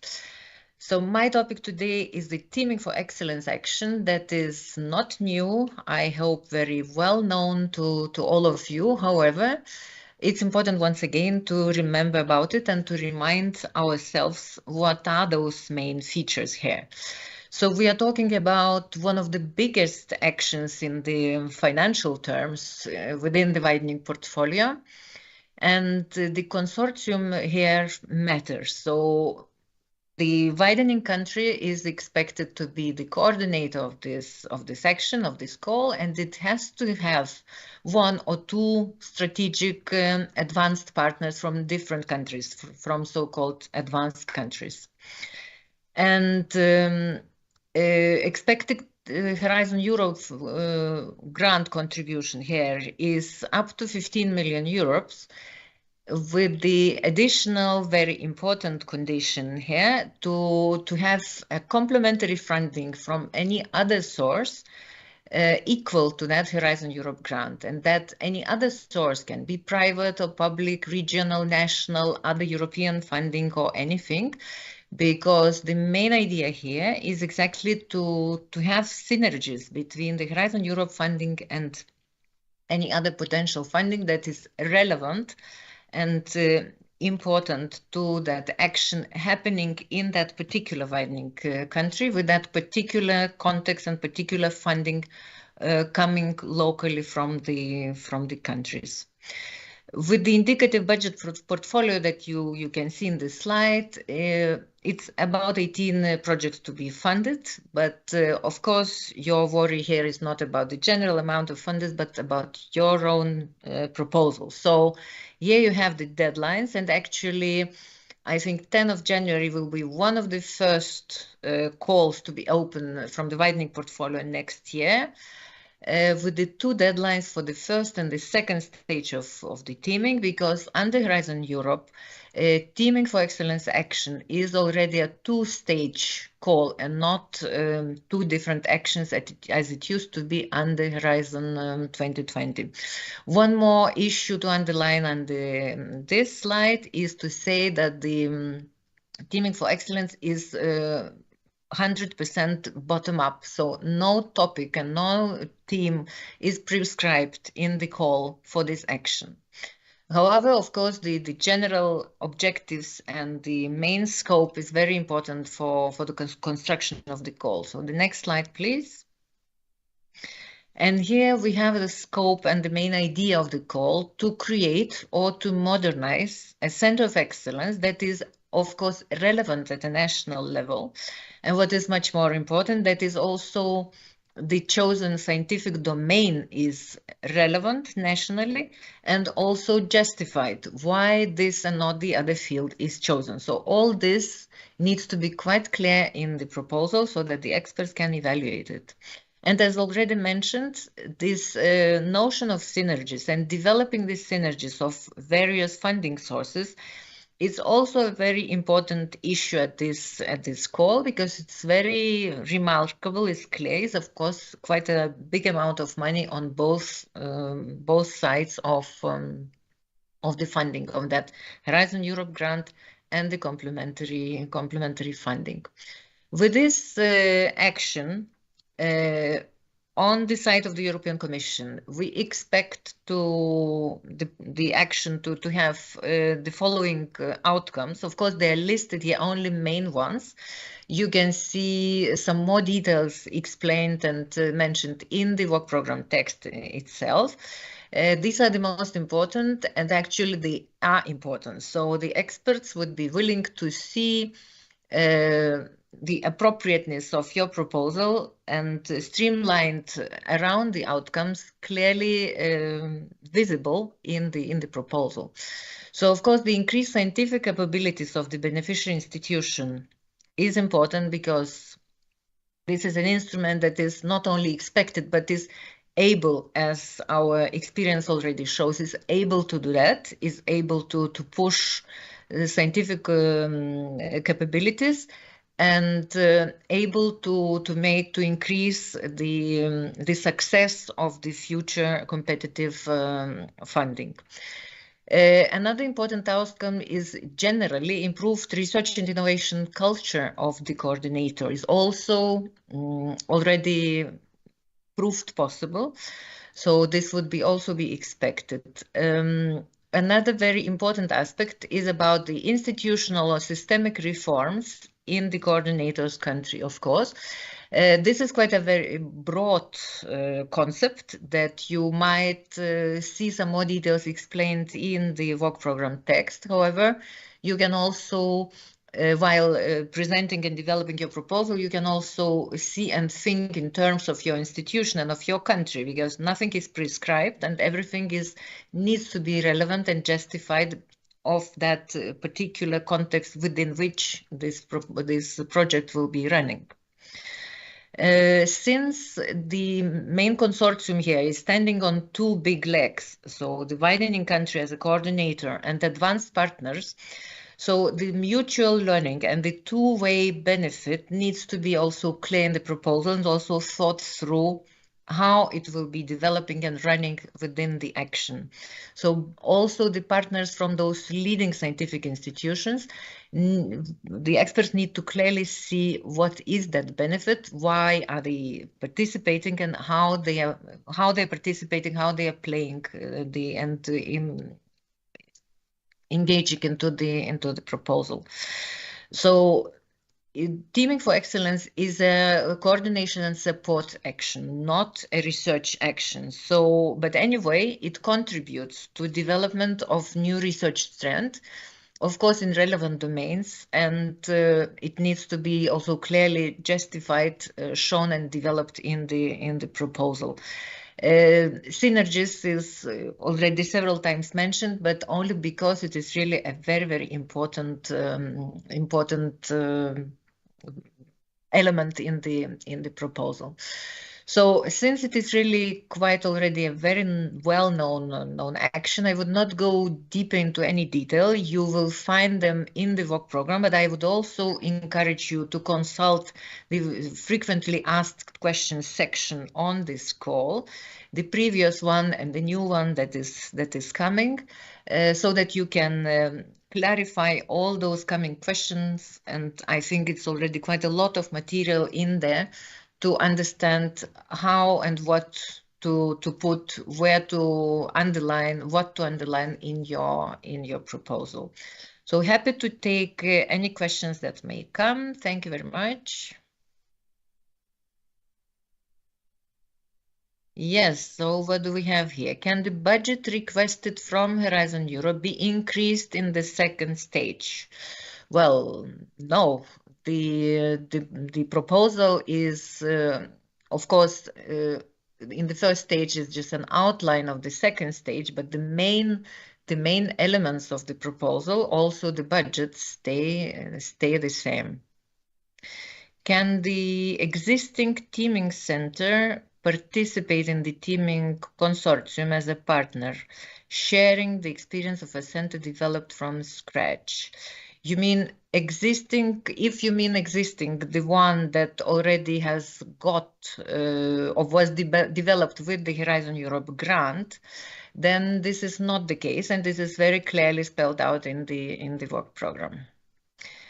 Regarding the consortium, can there be new partners coming in for the second stage, replacing a partner from the first stage? Well, normally this needs to be very well justified, and only if those partners are not the main ones.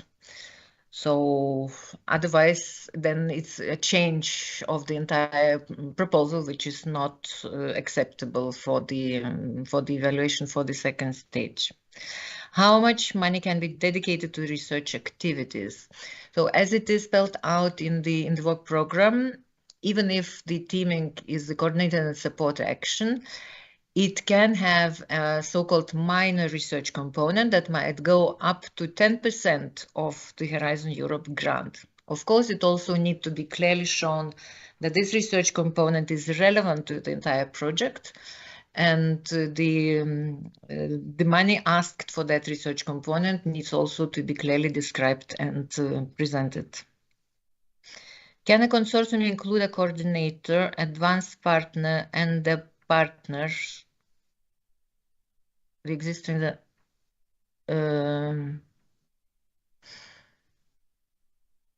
as for coordinators, this is not the case. This is not eligible. Advanced partner is an advanced partner, so it can be an advanced partner in another proposal. However, for the coordinator, this is not a favorable condition, and you can also see some text explaining this in the work program. Could you explain ex aequo proposals will be prioritized according to geographical diversity criteria?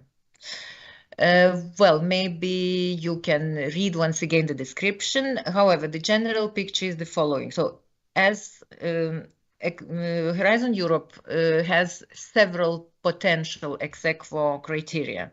So geographical diversity is one of them. And in the teaming proposal, this geographical diversity criteria is just given a priority. So but this applies to the proposals that are kind of on the questionable level, that have gathered more or less the same amount of points, and needs to be then decided which one is having a priority. So here, if in the list above, meaning that if there was already a proposal selected for funding or potentially possible to be funded with a coordinator from the same country, then it would not have a priority here. So the priority would have the proposal that coming from the country that was not yet kind of put as a potential proposal for funding. How to describe the complementary funding? Yes, as mentioned, the complementary funding is a very important element in Horizon Europe grant for teaming. So in the application, the applicants will find a special part of it in the form of annex to describe and to present complementary funding in various aspects, describing the source, the amount, of funding coming, and the dedication. So just to mention that the applicants need not to be surprised that they would need to answer those questions in order to give the evaluators the full picture of both parts of the funding coming to the same proposal. Is it eligible for being complementary to the Horizon Europe teaming funding? Well, the question sounds not to be very full. Is it eligible what?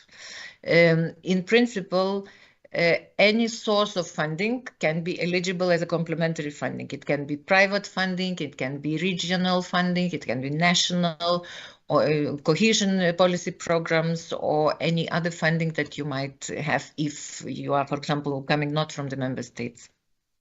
There is no restriction in that. It is very clearly spelled out in the work program text as well. What is the most prominent number of leading partners? So the number of leading partners is not prescribed neither. The main condition here is at least one, or as we say, one or two advanced partners, as it is written in the work program. Of course, it has to be appropriate and relevant to the proposal, not too many, because then it is questionable why should you have that many. So it needs to be well proportionate to your ideas and to the general idea to have both parts as equal sides of the project. Can the existing teaming center be included in a consortium? That's a good question. As mentioned before, because there was a question about being a coordinator. So for being a coordinator, this is not possible.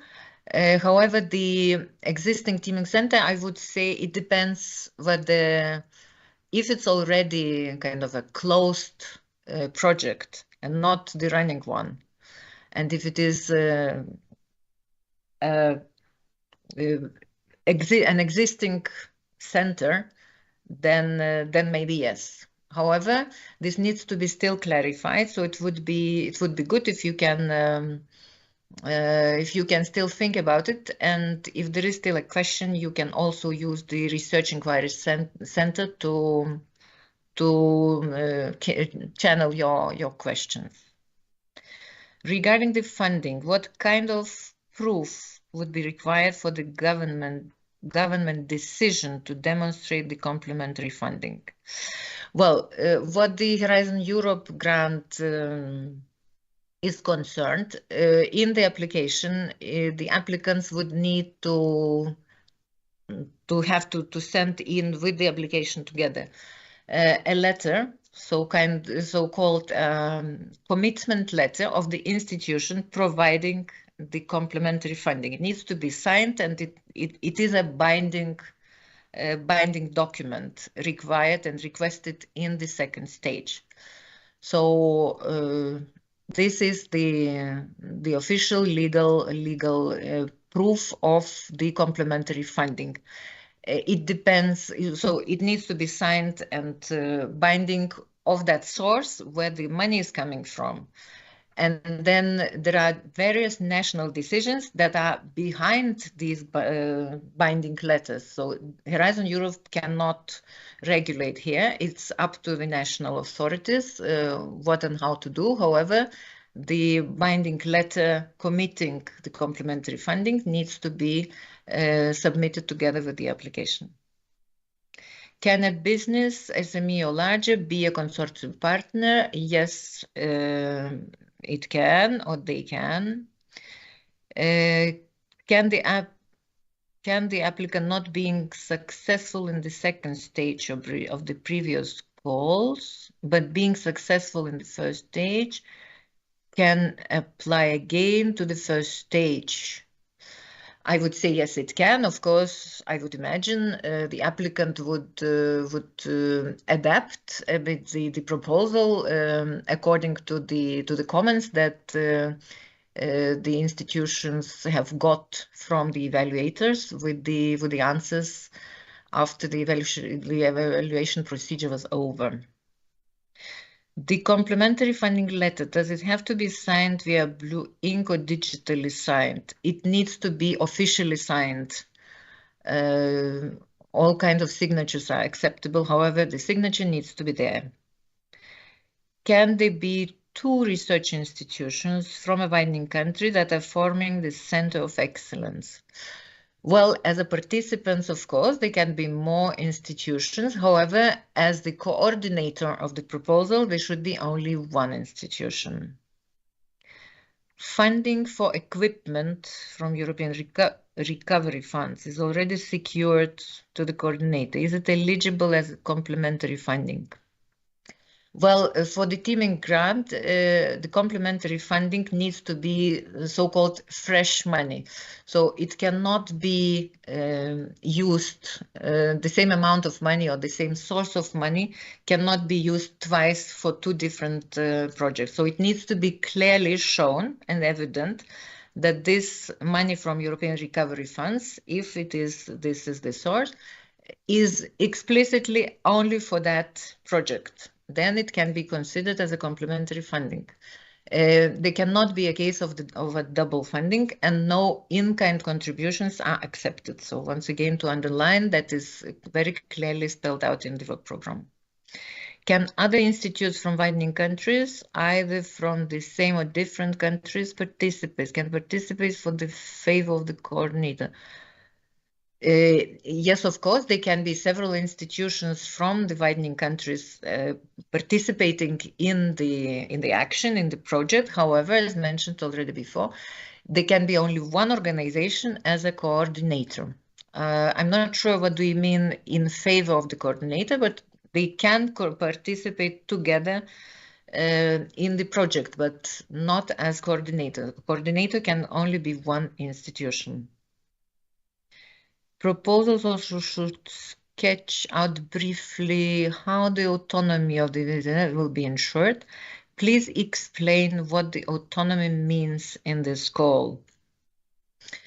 So the autonomy is a goal, an objective that is formulated for this project to be developing and going at after the Horizon Europe grant is over. So after the funding from Horizon Europe finishes, this institution needs to be in any kind of way, in any potential way that comes out of the project, autonomous, meaning that it should not rely on, so there will be no other Horizon Europe grant for teaming as a follow-up of this one. So this center needs to run after the grant is over, having any other kinds of funding for its operations, either the scientific projects or something else. So it will be funded by a university or any research institution. Anything that is fitting in the context of that project and proposal can be possible. The point here is that the money invested in the teaming for excellence action and project needs to be operational after the project is over, so that the center that being created during the lifetime of the project would not close after the funding is over. So I think this was the last question. And thank you very much. I pass the floor to my colleague Adeline. Thank you and bye-bye. Hello, good morning, and thank you. I will try to guide you through twinning and ERA chairs. Can I have the first slides, please? Okay, so I guess that most of you are quite familiar with twinning. There is a novelty here, which I would like to just explain in general terms. When you will see that the call is open by the 25th of April next year, you will see a choice between two topics, topic A and topic B. Why is it so? Because we have, for the first time in this call, introduced some directionality. What does that mean?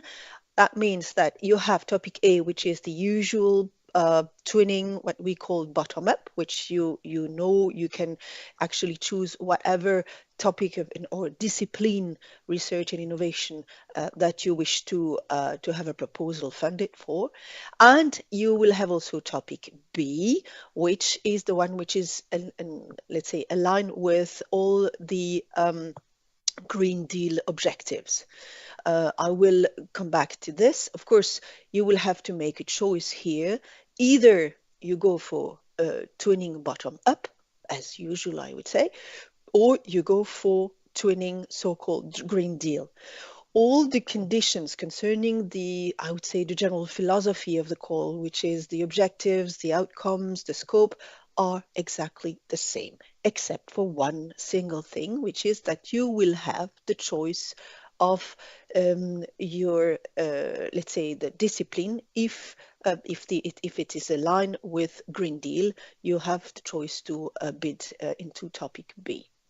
Okay, so anyway, the twinning calls, both calls, will be open by the 25th of April next year, and it will end by the 28th of September next year. Also, the total indicative budget for this topic is 113 million.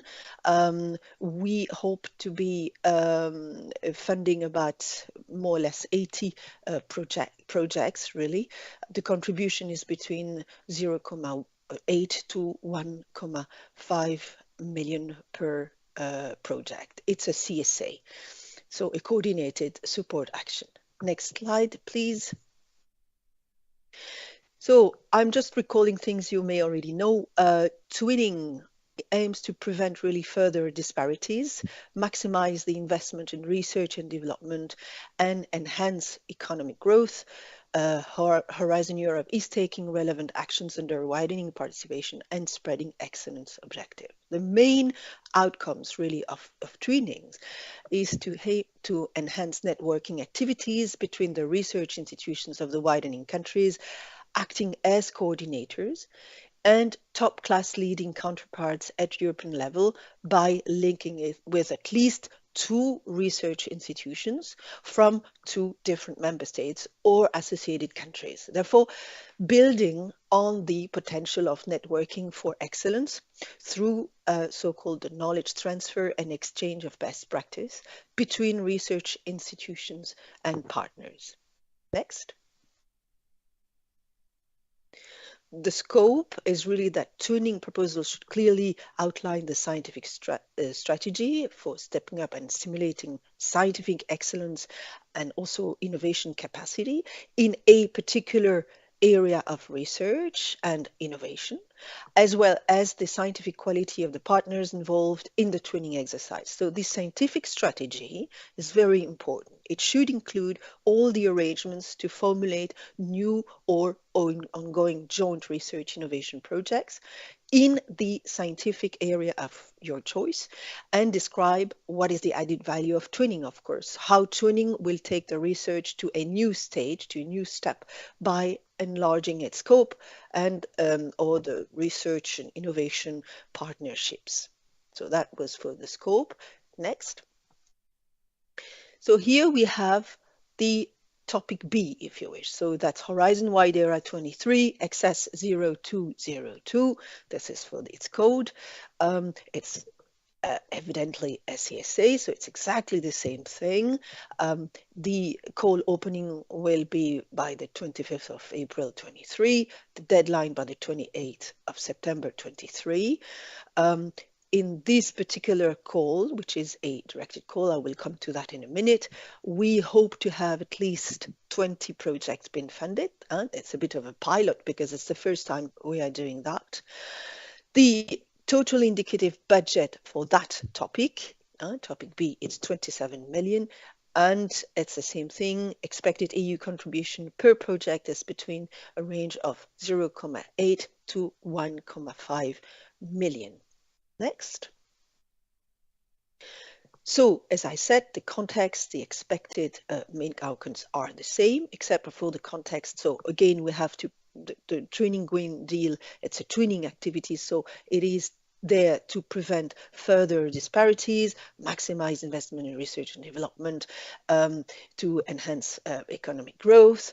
I have said this. Now, the particular element here is as regards to Twinning Green Deal, climate change is the biggest challenge and the European Green Deal. So the Twinning Green Deal will focus on a defined area of research innovation directly linked to at least one of the actions listed in the European Green Deal strategy. Here I'm giving just some example, but it can be transport, industry, energy, the ecological efficiency of buildings, nature and health protection, boosting, so activities that will boost global climate action. Again, if you want to have the complete lists and everything, please Google European Green Deal strategy and you will have an entire literature about this. The main outcomes, really, it's the same thing. It's to enhance networking activities between the research institutions of the widening countries, acting as coordinators and top-class leading counterparts at European level by linking it with at least 2 research institutions from 2 member states or associated countries, and therefore building on the potential of networking for excellence through knowledge transfer and exchange of best practice between research institution and partners. Next. So the scope here, the very important element is really to build a scientific strategy to demonstrate that it's stepping up and stimulating the scientific excellence and innovation capacity in a defined area. Here it's an area linked to Green Deal objectives. So it is linked to research and innovation, as well as the scientific quality and partners involved in the training exercise. So this particular scientific strategy should include all the arrangements to formulate new ongoing joint research innovation projects in the scientific area of choice, here for Green Deal, and describe how twinning will take this research to a new step by enlarging the scope and all the research of the innovation partnerships. Okay, so next one. So here I will briefly mention ERA chairs. In this call, only one particular element changed, which is going back to a mono-beneficiary action. So we're still having a CSA, coordinating support action. We have a total indicative budget for the topic. It's 50 million and 47 million. And we have an expected EU contribution per project, which is between 1.5 to 2.5 million. We hope to be funding about 45 projects. The call will open by the 28th of September 23 and will remain open until the 7th of September 24, so for a long time. Next. So you know that here we have an action which is really based on the leadership of a person, the ERA chairholder, and the creation of a permanent and excellent research group through this person in a chosen scientific field to ensure excellence, visibility, and better integration of in the European research area, as well as fostering competitiveness in research funding and promoting institutional reforms aligned with ERA priorities. ERA chairs were really thought in the way to really introduce institutional reforms within the coordinator's institution in the widening country. So the expected main outcomes is really to foster brain circulation for researchers and innovators. The intervention point of the ERA chair actions is really to attract in a sustainable manner outstanding scientists and innovators to universities and research organizations in so-called catching up countries and regions. So basically it's a measure of brain gain somehow and the creation of pockets of excellence, and that has an impact on the culture and the performance of host institutions. Next. So the scope of ERA chairs, again, research organizations that are located in widening countries interested in establishing an ERA chair should submit a proposal along with the prospective ERA chair holder. And this person should be an outstanding researcher and or innovator in a particular scientific domain. The scientific field can be any domain of research and innovation. The research institution in the widening country will be the coordinator and will submit a proposal as a single applicant, so-called a mono-beneficiary. So ERA shareholders in the country can be from anywhere else in the world, really, citizens of the world. And I think this is my last slide. Green Deal embraces a variety of subjects, not leaving enough room for just 20 projects. If a proposal targets energy broadly, can be submitted at a bottom-up call. It's really up to your decision somehow. You will have to make a choice between topic A and topic B. Now, why is it just 20 projects? I said it's a pilot somehow. This is the first time that we're doing this. If we see that there are a lot of projects really aligning on Green Deal, well, we might actually consider this point. What are the eligible personal costs in twinning? So the eligible personal cost, I'm not going to detail this because it's really very well detailed in the FAQs and in the proposal. For twinning, how important is to have industry partners? We actually we would like to have a more important participation from either SMEs or industry. So yes, it is important. Can the prospective ERA chair be focused on science management, that is a former director of research infrastructure, or does he or she need to be an active researcher? Now, this is an interesting question because it leads to actually what is the degree of, let's say, what is the CV somehow and the experience of this person. It is true that when you have to set up if the objective is to set up a new research group, of course management of a research group is a tremendous asset to this, that is for sure. But it shouldn't be just a manager, it should be a proven record. This person should have a proven record that he or she is a researcher and is still very much abreast to be able to lead the research and not just to manage a team of people. So yes, to be an active researcher is a very good asset. So we know that there will be, wait a minute, because it's, can there be institutions from 2 widening countries in addition to the 2 partners from 2 leading countries? Or will this to be too similar to other calls like EEI? Yes, this will be too similar. So try to be really sticking to somehow to the twinning, to the conditions that are done. So we know that there will be 23 million allocated to Green Deal, part of the overall call. Yes. Does that mean 80 projects will come from the Green Deal call? So basically, as I said, there will be 80 projects that we expect from the so-called bottom-up twinning call, so the usual one, and about 20. So it's really this partition that we are looking at, depending, of course, on the budget that we have allocated. An institution coordinating a twinning project nowadays can submit another twinning project. Of course, there is no limitation for that, and we even try to say to the people to please make the full use of this widening toolbox. So if you have a twinning and you're thinking of also bidding for an ERA chairholder, please go ahead if this is an important asset to your institution. Now you have to pay attention also to one thing. Of course, it shouldn't be 2 projects exactly alike. We have to see the added value of this other twinning project.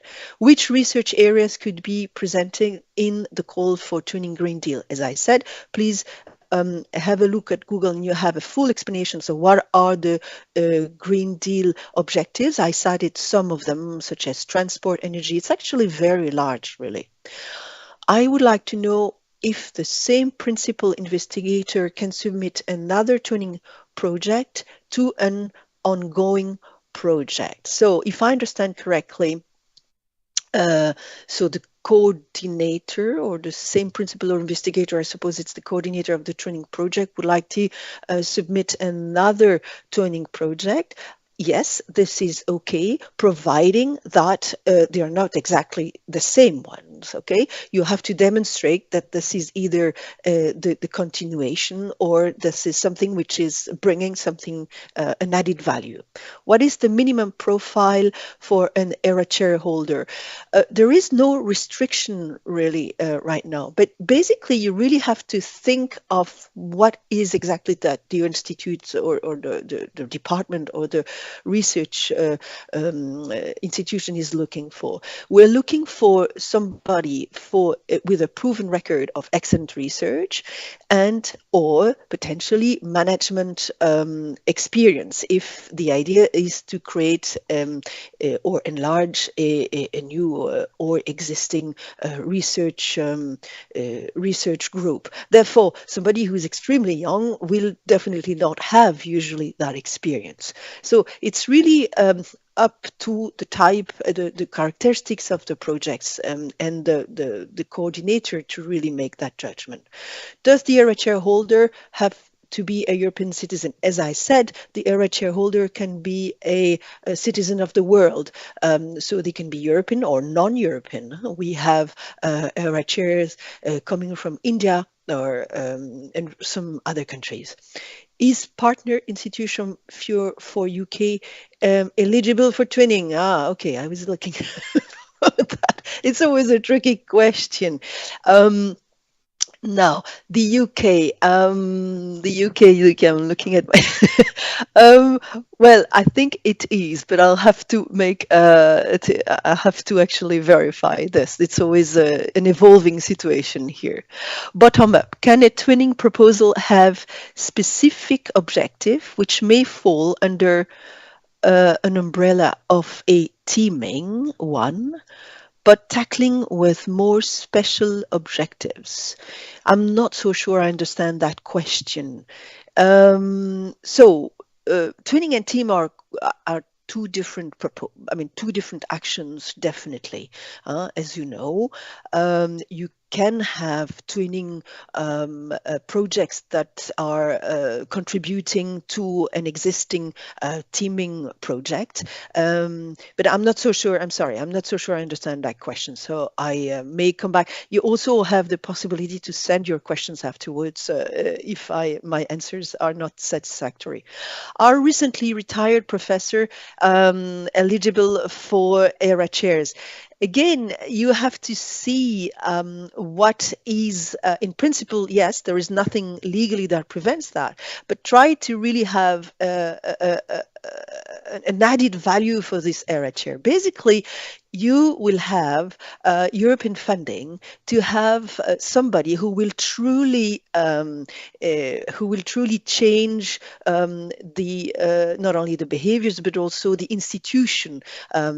So basically, try to have somebody who will really, I would say, shake the house. Somebody.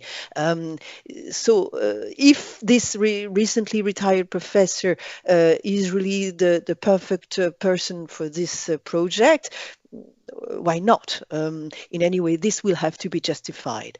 Good morning. Can organizations, particularly submit more than one proposal for each call topic in WIDERA calls? Yes, of course, nothing prevent that, but of course you have to a proposal. Each action has got its characteristics, so you really have to make sure that what you want as your project proposal really fit a particular action, whether it's an ERA chair or twinning or teaming. I mean, it really is different.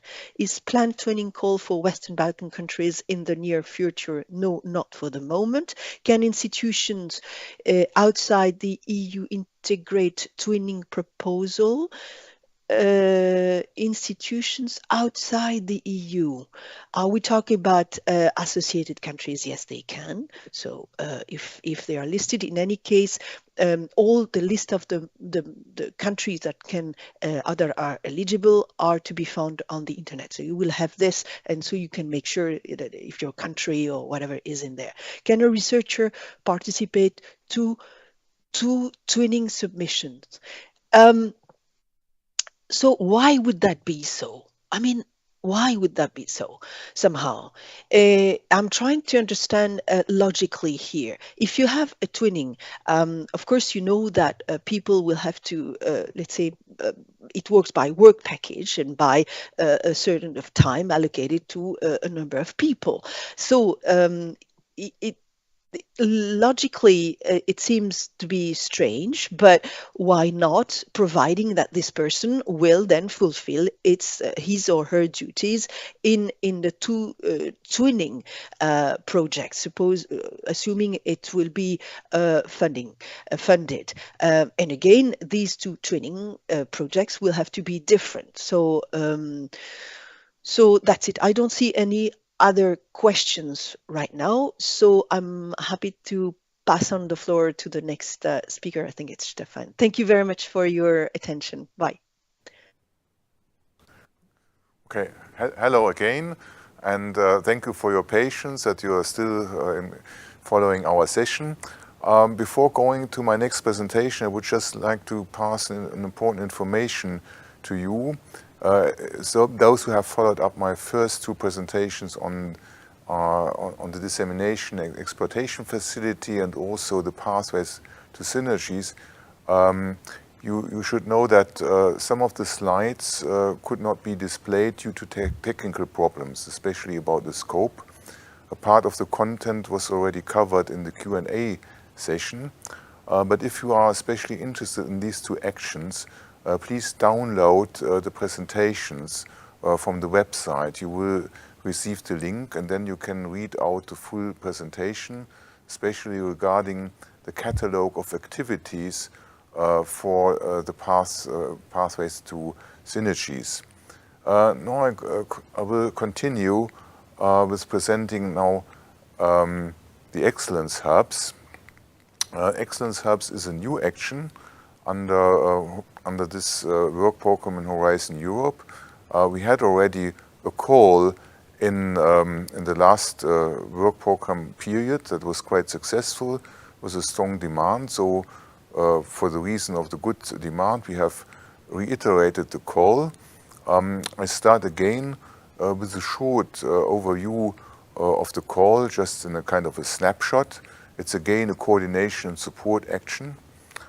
We have slightly increased the total indicative budget for this call. It's now 60 million, and we will expect an EU contribution per project in a range between 2 and 6 million, but under some conditions I will explain later.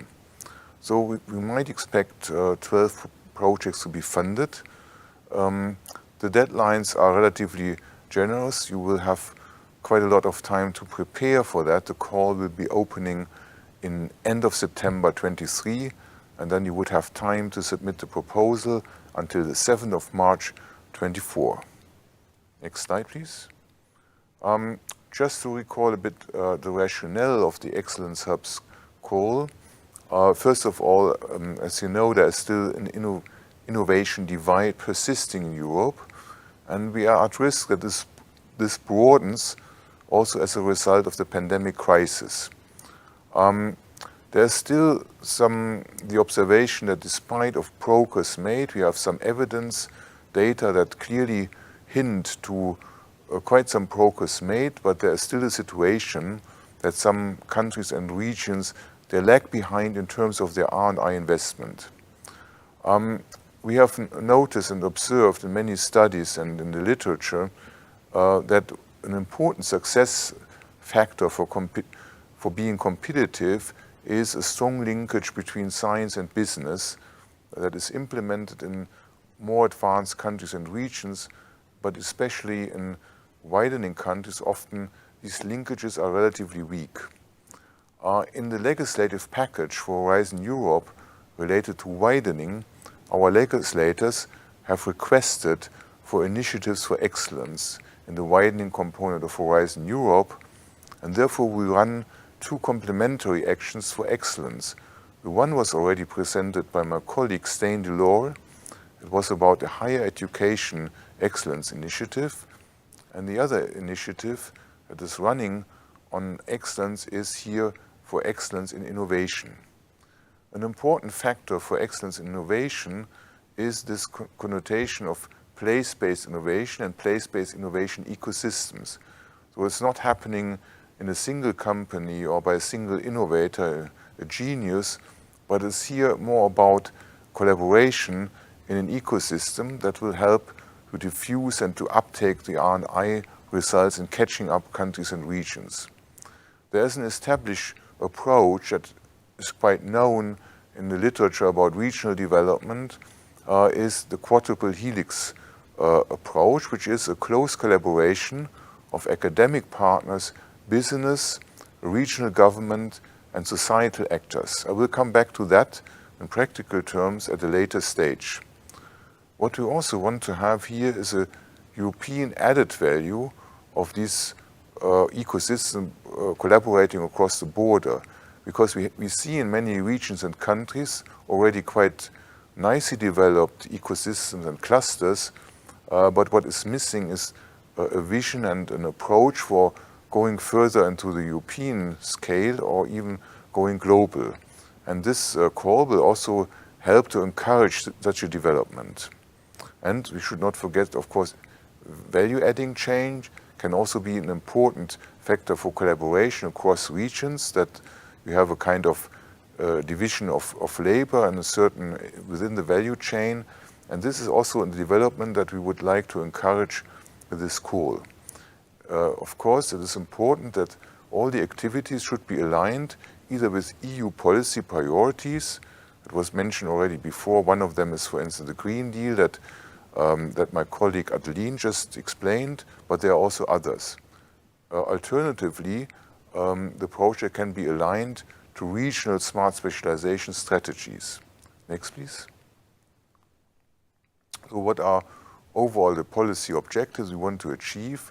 We want to mobilize the national investment, because that is also instrumental for progress in terms of overcoming the innovation divide, or towards innovation cohesion, which is now the new technical term for that. We want to use the innovation excellence with the quadruple helix, science-business links, but also it's an important ambition of that call to better involve regional and societal actors, because in previous framework programs that was often a bit a bottleneck, and we heard a lot of critical voices that especially regional and societal actors, they felt a bit misplaced in the framework program, and therefore with this call we want to have a contribution to better integrate them. Another aspect is that we want to create an innovation entrepreneurial culture in these catching up countries and regions. And the third important element is the synergies.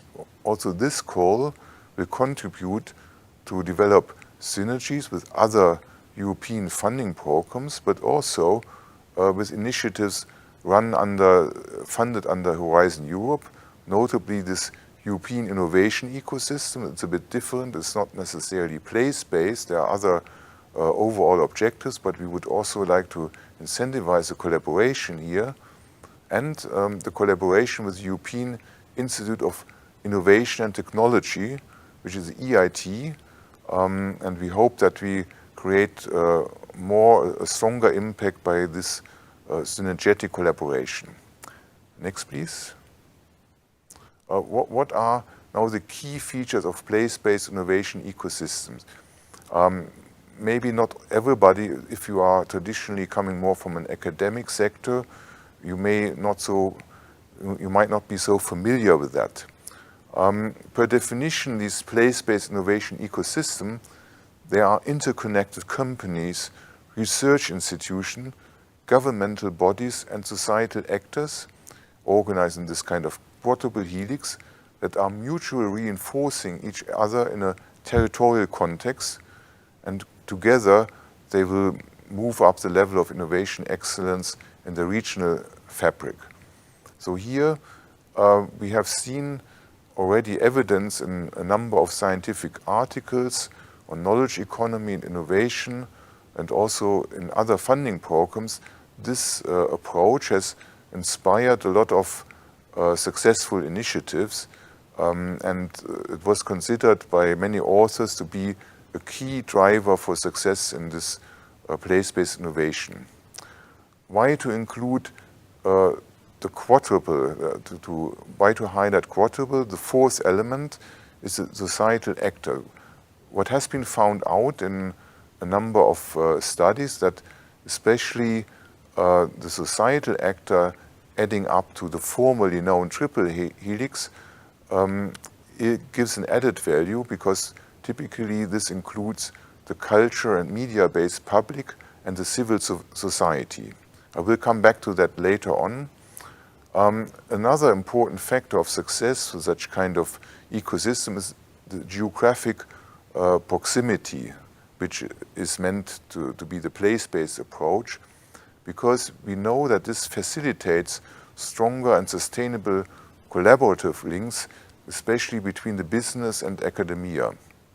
We all know that, of course, research is global, and if you want to play in the top league of research, you need global and international partners. It's not necessarily everything is place-based, but especially if you want to gain the trust of your business community as a researcher, it's good to be just around the corner, or at least in the same region, to build trust and to create the links. What is also important here to be aware of, that we consider this ecosystem as a kind of dynamic network. So it's different from traditional industry clusters that you may have heard or read about. And within a network, an ecosystem, you have both cooperation and also competition, which is a bit expressed by this buzzword competition that you probably have heard about. So it's not a problem if you have in such a consortium also companies, for instance, that are competing with each other, but they are put together to work on common goals defined in a project. It's also here very important that the ambition of the call is that several of these excellence hubs collaborate in a European context in order to upscale and to become European or even at best case global players. Next, please. So how should a consortium look like in practice? In the call text, in the work program, we have set a very clear minimum requirement. So there should be 2 place-based innovation ecosystem from 2 different countries, of course widening countries, all components of the quadruple helix, so it means a research institution, business, regional local government, and the societal actors need to be represented in either of the 2. So we cannot accept a proposal where you only have 1.5 ecosystem. But it is possible, in order to minimize the number of partners, that an umbrella organization may replace individual partners. For instance, in some countries in Europe and also elsewhere in the world, we have cluster organizations where you have all these components together in one organization who can already, if that is, if you provide evidence for that all components are in, you do not need to have all partners signing the contract. Nevertheless, or in any way, I would advise you to keep consortium at a manageable size, so should not overly exceed 20 partners. We have run already a quite successful call under the work program 21-22, and as a rule of thumb, successful consortia had around 7 to 22 partners. So just to give you an orientation, but we have no prescription. If you want to go for 30 or only fulfill the condition with only 3 or 5, is also possible. A novelty to compare to other widening actions is the fact that in this call we have no advanced partners. So here we move to a situation or configuration where the widening partners are put at equal footing, and also the role of the coordinator is, for instance, not as dominant as in a teaming call. But we allow also for partners from non-widening countries to participate, as long as we can make sure that the center of the gravity of the project is in widening countries. As a rough indicator for the center of gravity, we would consider a budget share of 70% or more to fulfilling that condition. But this is not to be seen slavishly. It will not be checked if you have 69 or 68%, you will not be excluded from the evaluation. An important point for the consortium is also that you find a common denominator in terms of the thematic scope. And here you need to find an area of collaboration that is either defined in a smart specialization strategy or the smart specialization strategies of all the regions participating, or by European policy priorities such as the green and digital transition. Next, please. So I just come to explain you what are the core components of the projects. This is a bit of this gives a structure to your proposal also. It could be a good idea, for instance, to have these components represented in work packages. So the first one is a cross-border joint R&I strategy aligned with the priorities. Then you may optionally have a joint R&I project that is somehow the playground to consolidate the academia business linkages, of course in scope of the strategy, but must not necessarily cover everything in the strategy. And another important component is an action and investment plan for implementing the strategy. That can include a concrete implementation finance plan, also the approach, how to mobilize funds, for instance, from the ERDF, national funds, venture capital, and so on. You may also include a design study for conceptual design and pre-planning of pilots and demonstrators, although then the construction of these items will not be funded by the project, but you can mobilize funds, for instance, for the specification of these infrastructures or for proof of concept studies. On top of that, you may opt for accompanying measures, especially to raise the visibility, but also to upskill your staff and your personnel in terms of entrepreneurship. You can do staff exchange, mutual learning, with the goal of creating an innovation culture in these areas. Next slide, please. So now I come to an important novelty in this call, in my last slide. There is an optional module that has been introduced. It's a mentoring scheme, a mentoring model that can be put on top of the proposal. We would like, especially we would like to encourage the participation of emerging place-based innovation ecosystems from rural areas, the Western Balkans or Eastern Partnership countries, including Ukraine. Also in Ukraine, there are interesting and vibrant, despite the war and the aggression, there are still some interesting ecosystems upcoming, and we would also encourage the consortia and coordinators of such excellence hubs to think of this possibility. For this case, not the full-fledged quadruple helix must be realized for the mentoring partners, so we have a bit more flexibility. Especially the activity will be focusing on mentoring, training, knowledge transfer, and a mentoring partner would not count on the minimum condition of having at least 2 full-fledged quadruple helix innovation ecosystems. And the consortia who opt for that module, they may claim up an additional budget up to 1 million. So the regular budget remains at 5 million, but if you want to go for the mentoring module, you can add up to 1 million. Of course, it must be justified. Next, please. Okay, I'm happy to take your questions now. There's a good question how an emerging innovation ecosystem can be defined.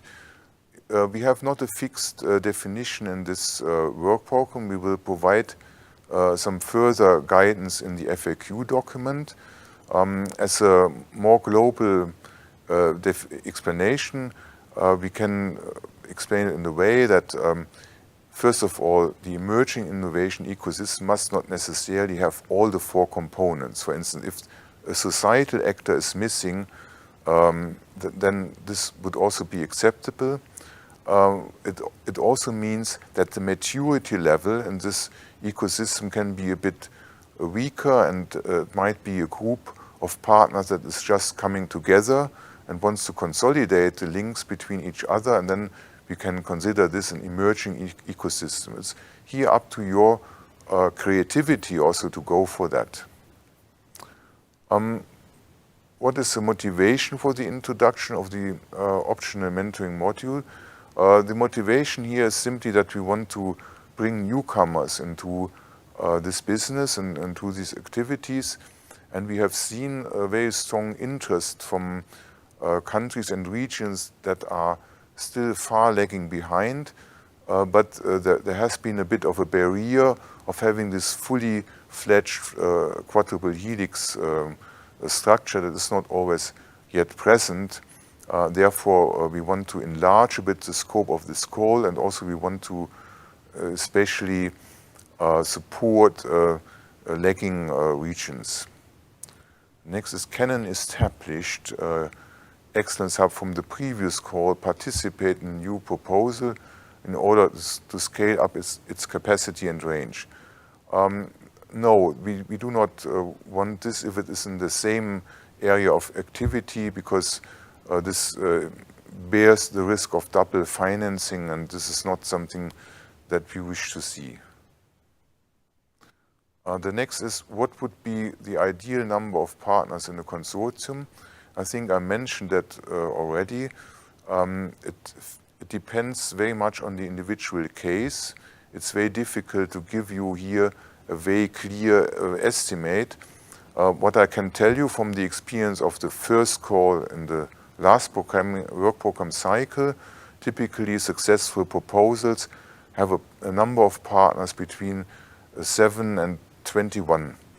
But this depends also on the fact whether you take umbrella organizations or not, whether you have additional partners from outside, and so on. Have you encountered any excellence hubs from SSH area in the first call for proposals? Pure cut SSH areas, I would say no, but that should not discourage then, if you have a good idea in the SSH, to go for it. Could it be possible to use this call to create a kind of research institute in the frame of an already funded under Erasmus European University? No, I think this is not really in the scope of the call to create a new research institutes. Another one, apologize, I do not understand this well. Is this call close to widening countries, or are also other partners from non-widening countries eligible? Very good question. What is important, the coordinator must come from a widening country, right? The 2 minimum requirement quadruple helix ecosystem must also come from widening countries. What comes on top of that is open. You can associate partners from non-widening countries if they are able to provide a particular expertise, or perhaps they are also part of a value-adding chain that is important for the context of the project. In the previous call, we had a number of these cases where these partners had a very beneficial role in the consortium, and it was appreciated by the evaluators, but it is not a must. Okay, there's no other question anymore. Okay. There's something on private companies. Does private companies from associated countries can be the lead partner? This is possible as long as the associated countries is a widening countries. The list of associated widening countries is published in the work program. Okay, then let us stop here. Thank you very much, and we go to the next presentation.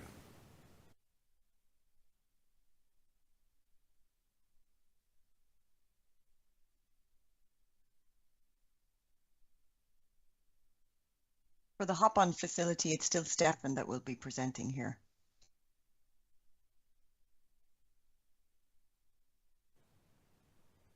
Okay, so I welcome already my colleague Deirdre.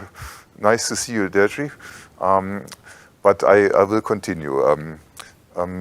The hop-on facility, here you see again the snapshot of the call.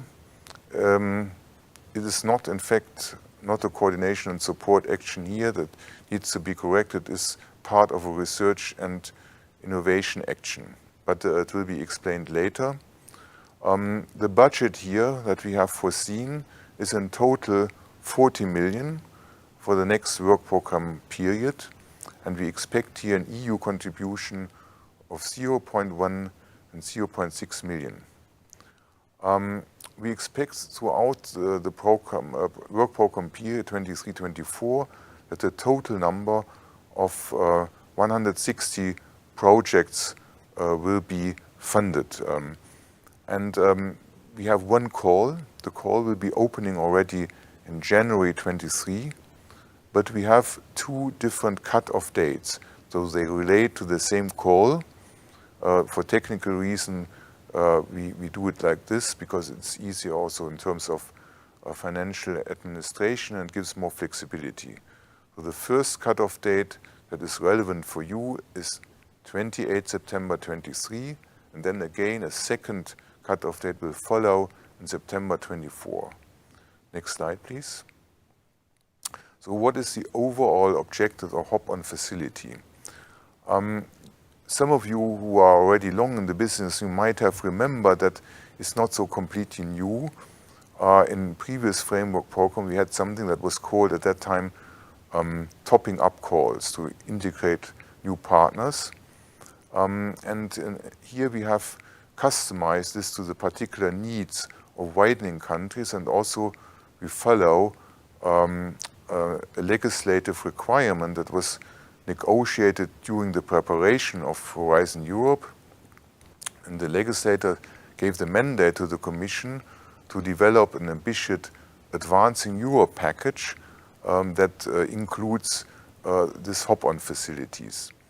The overall goal is to improve the inclusiveness of Horizon Europe by simply involving additional research institutions from widening countries in ongoing projects from under the Pillar 2 of Horizon Europe and the EIC Pathfinder. So it's relatively simple and straightforward. The objective here is to use this as an instrument to open up closed networks and to overcome barriers for newcomers into Horizon Europe from widening countries. We hope, we have the ambition that this instrument will give a little contribution to reduce the participation gap in Horizon Europe and also to overall closing the innovation divide in Europe. Next slide, please. Here on this chart, you see again the well familiar overall architecture of Horizon Europe. And here you can see what parts of Horizon Europe are involved. You see here the Pillar 2, all these RIAs, research and innovation actions ongoing under Pillar 2 are eligible to be host projects, as well as under the European Innovation Council, the EIC Pathfinder. Why only EIC Pathfinder? Because they are actually multi-beneficiary. There are consortium led projects similar to those under Pillar 2. And then, of course, the funding source is coming from the widening component of the cross-cutting pillar widening participation and strengthening the era. So the important message here, and simple, it takes two to tango. You must have a consortium that is eligible to host, as I defined before, but it does not have any or must not have any partner from a widening country yet. The second partner in this game is a legal entity from a widening country wishing to join this collaborative R&I action. Next, please. What are actually the different impact at different levels? First, we look into a system level, but of course you need to be aware that a single project will not change anything at the system level. Therefore, we have the ambition that the later relatively big portfolio of projects will help to mobilize the excellence and to increase the visibility of the R&I system of the widening countries to contribute to knowledge circulation and reduce participation gap, especially in the thematic domains. So it's not, we move out of, let's say, the widening planet in its own to, and we try to encourage better participation in thematic domains. At the organization level, if we look both into, we see in organization both the consortium but also the participating organization, we want to simply open up silos of established network. At the level of the beneficiary, who is the hop-on candidate, the new partner joining, we expect that the partner will acquire new competencies and skills, especially from working in transnational projects. And these skills are not only the scientific skills, but also, for instance, the knowledge on research management, the dissemination and the exploitation of the results. Next, please. So how does it work practically? Okay, I have mentioned already who are the partners. How will it work? As a hop-on candidate partner, please do not submit an isolated proposal. You cannot do it. The proposal must be submitted by the coordinator of the host consortium. And all consortium partners need to agree on the accession of the new partners. At proposal level, this will be done by a simplified procedure I will mention later on. But we are not running this hop-on just to spread around some gifts for Santa Claus or for a philanthropic measure. It's here clearly about to create a win-win situation. So it means that already at the proposal, there should be a detailed description of the profile of the new partner and the role in the existing project, and especially the R&I relevance and the complementarity. In the ongoing call, or in the just recently closed call, we have seen some very good examples, for instance, that really the hop-on partner added value, for instance, by bringing some new data sets, by providing a new technology or a new testing lab or some new practices. This needs to be described in the proposal. I will present you in a few minutes the simplified way how you can present the proposal. You are not supposed to write up again a huge monster of a proposal. It will be relatively simple. But these elements are extremely important.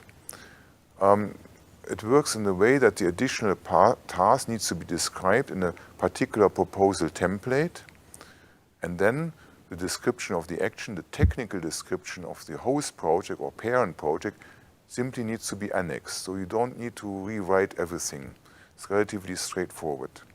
Next, please.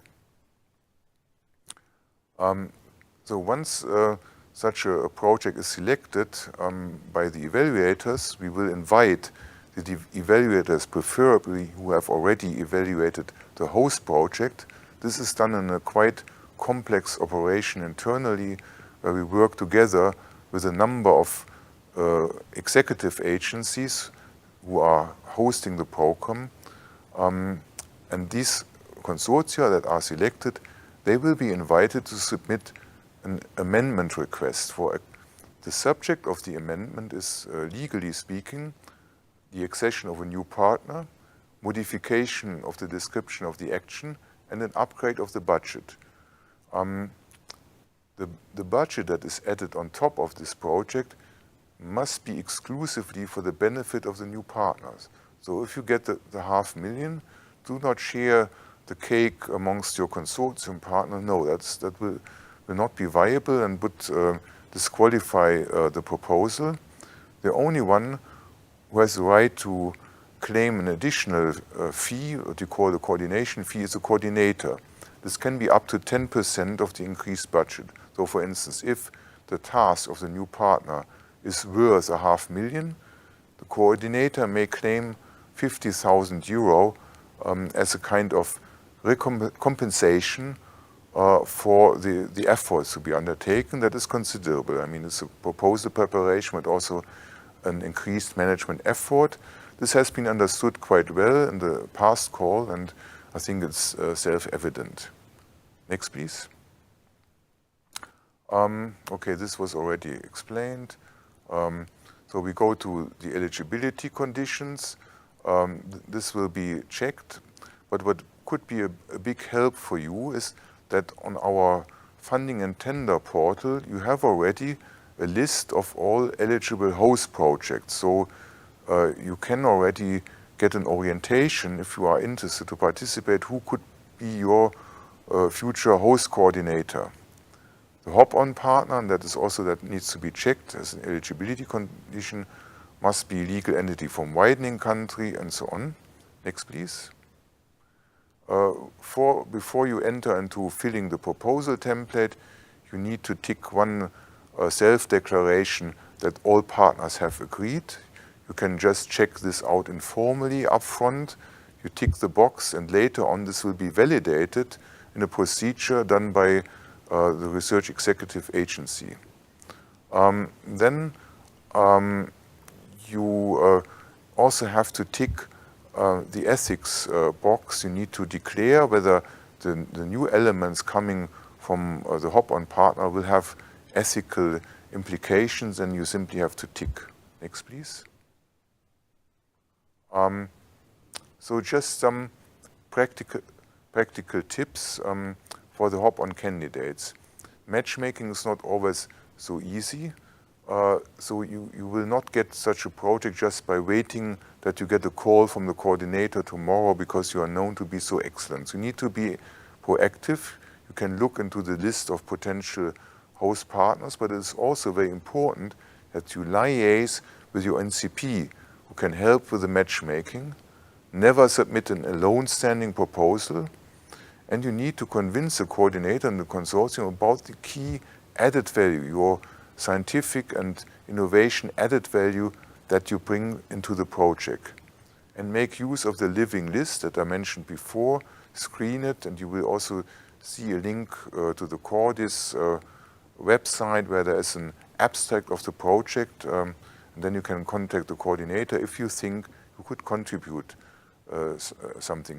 Don't be disappointed if coordinator is not reacting or not accepting it, but we have seen many cases where successful matchmaking took place. Next, please.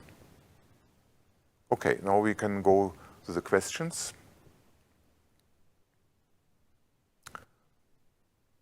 In part A, only coordinator and the new partner should be mentioned. Yes, this is correct.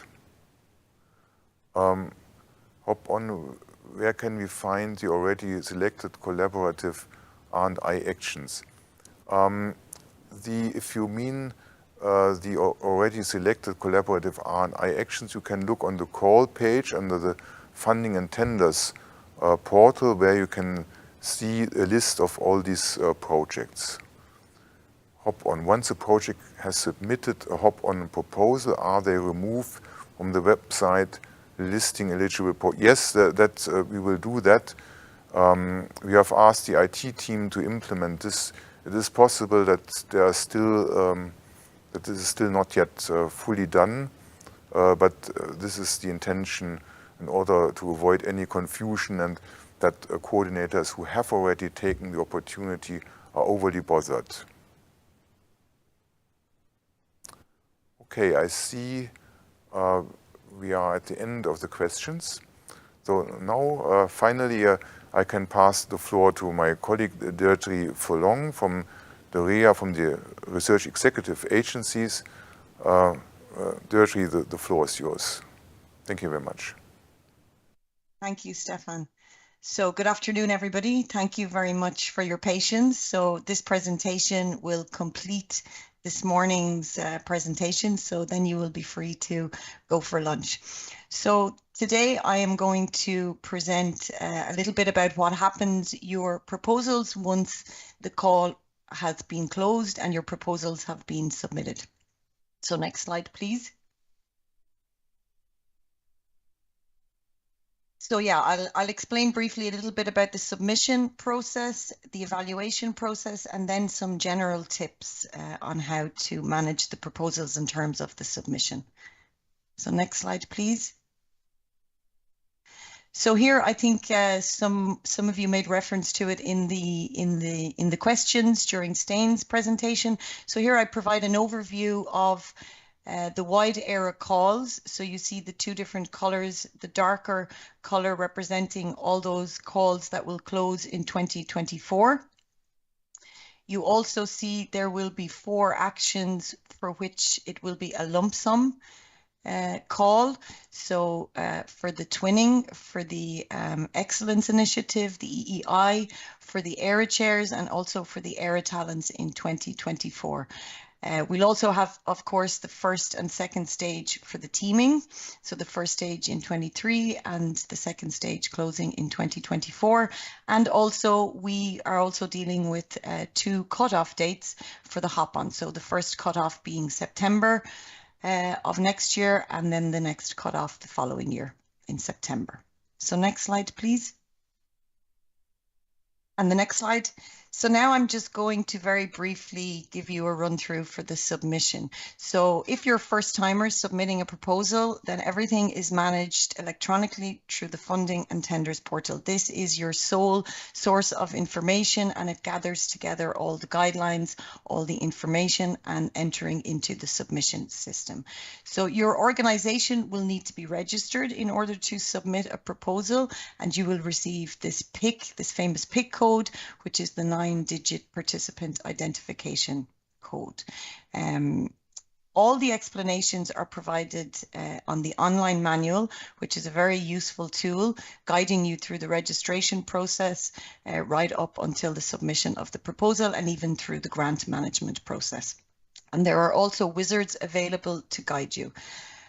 A piece of advice I would give is that once the call has closed, once the call is open, then you will be free to play around with the system. You can enter into the submission system. You can start creating a first version of your proposal. This is very useful to help you get used to the different steps and the requirements that you will need to follow. On each call page for each of the actions, there will be the call documentation, so the work program, the annexes, the links to the frequently asked questions. So please study these carefully, as they will be invaluable in helping you to create a good quality proposal. There is also access to a partner search on the portal if you are looking to add some new partners to your proposal. So next slide, please. So once you have submitted your proposal, we will carry out what is known as the admissibility and eligibility checks on each of the proposals. And this is carried out by the staff of the Research Executive Agency. And in general, it's only really in extremely clear-cut cases will a proposal be deemed ineligible or inadmissible. If there are any doubts, we submit the proposal to the evaluation with the experts, and they can also flag issues during the course of the evaluation. So next slide, please. So what are we checking during the admissibility? So we are really checking that the proposal is complete, so that there's a part A and a part B, that it's readable, that it's accessible, that it also includes the plan for exploitation and dissemination of results. So this is quite important to make sure that you have included this section. The pages are limited depending on the type of action. So as all the actions are CSAs, so in general, each proposal has a page limit of 30 pages, but there are some specificities. So for example, the lump sum, because a little bit more detail is required for the lump sum proposals. So there we have a page limit of 33 pages. For the first stage proposals of the teaming one, the proposal is limited to 10 pages. And then for the hop-on facility, the proposal is limited to 8 pages.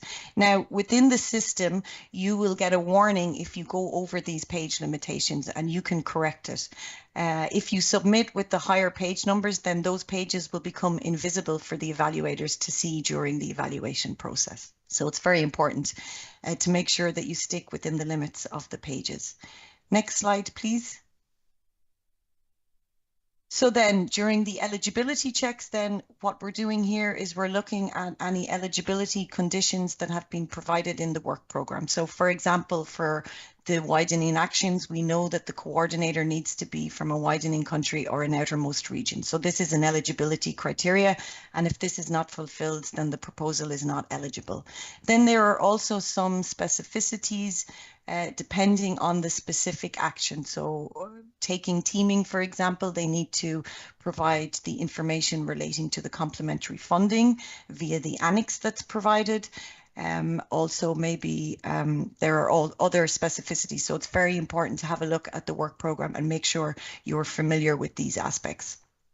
What's also very important now in Horizon Europe, which is now mandatory for all the calls that we're closing from 2022 onwards, are the gender equality plans. So this is mandatory, and participants that are public bodies, research organizations, private and public, higher education establishments, private and public, must have a gender equality plan. And this gender equality plan must be in place by the time we reach the grant agreement signature. So at the proposal stage, a self-declaration will be required. And then if you are successful, you will enter the grant agreement preparation phase. And during this phase, we will make sure that the gender equality plan is in place. If it cannot be provided for a beneficiary, then we will need to terminate the participation of that beneficiary, and we cannot sign the grant agreement unless these gender equality plans are in place. Next slide, please. So in terms of associated countries, so as long as an associated agreement with Horizon Europe is signed, then those countries are eligible for funding. I think during Adeline's presentation, we had the question about the specific situation of the UK. So even though the situation is evolving and developing, we do expect the UK to become an associated country to Horizon Europe. So therefore, UK entities can take part in Horizon Europe. If at the point of getting close to the grant agreement signature and the association agreement has not yet been signed, then we will need to take into account some actions. For example, if we look at the first calls of Horizon Europe, what happened there was because the association agreement had not been signed, the UK partners reverted to an associated partner status, so they still took part in the projects, but the funding was provided by the research organisation of the UK. So we will follow up and continue to see how the situation evolves. So next slide, please. So as you've heard, all the actions for the widening call are CSAs. And in general, CSAs exclude research and innovation activities. However, there is a derogation for the widening participation and spreading excellence program. And depending on the specificities of the action, you will see different percentages that can be accepted for the research activity. So for example, if we look at twinning, it is up to 30% of the budget. For area chairs, it's up to 10%. So it's important to check carefully the work program to see what the limitations are on the research and innovation activities. Of course, if you are implementing an R&I activity, then they must focus solely on civil applications and cannot focus on the issues I have indicated there below. So for example, human cloning, creating human embryos for the purpose of research, or anything that leads to the destruction of human embryos. So next slide, please. So how do the application form look for the CSAs, the templates? So you do have access on the portal already under the reference documents in the template section, a link to the proposal templates for CSAs. So in general, they're divided into two parts. We have part A and part B. So part A, you will fill in the system, and then it is generated by the IT system. Part B then is the narrative section that includes the 3 sections that correspond to the evaluation criteria.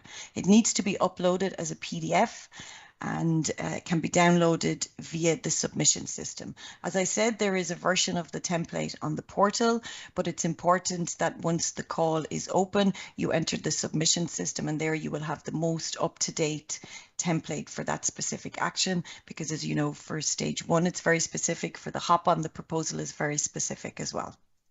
And also, in addition, there may be a request for specific annexes to be provided. So we see in the teaming, there is the annex that needs to be uploaded, which is linked to the complementary funding. In the hop-on call, we also have the annex that the applicants need to upload, which represents the running project to which the hop-on partner will join. And for lump sum proposals, so for lump sum, we have the Excellence Initiative, the Twinning Call, the ERA Chairs, and the ERA Talents Call. So there will be an additional detailed budget, which is in the form of an Excel file, which will need to be uploaded as an annex to the Part B. And this you will also have access to in the submission system. Next slide, please. So here, lump sum proposal, I've added a slide for those actions which are specifically related. So really the approach of lump sums is really to provide a more simplified approach. While it may require a little bit of an extra effort in terms of preparing the proposal, because you do need to provide a more detailed cost breakdown during the project implementation, it is really much more of a simplified approach in terms of the obligations of financial and cost reporting, which you will no longer need to do. It's much more of a focus on the content of the work and the completion of the activity. So we know in research that maybe not everything can be successfully carried out or completed. So the focus here is really on the completion of the activities, and the payments are related to the completion of each work package. So as a result, more details are needed in the descriptions of the work package and the activities that will be covered there. We still use the standard templates along with the additional detailed annex, which I mentioned in the previous slide. So when you provide those detailed cost estimations in the evaluation, when we then move, if you're successful and we move to the proposal, that section is automatically generates a cost breakdown per work package, which will be included into the description of action. In terms of the lump sum, we also follow the same approach as in all standard evaluations. I can't stress how important enough there is actually a dedicated page on the lump sums on the funding tender and the portal. And I've had a look, there is a lot of information there in terms of guidance documents. You also have access to webinars, frequently asked questions linked to the lump sum. So I know that this will be a new endeavor for you. So it's important to really make use of the information that's available there. So next slide, please. So these are some new features moving from Horizon 2020 to Horizon Europe that are now available in the proposal. So you will see that there's a research table which has been added where you list the researchers who will be working on the project. The role of the participating organizations has been added.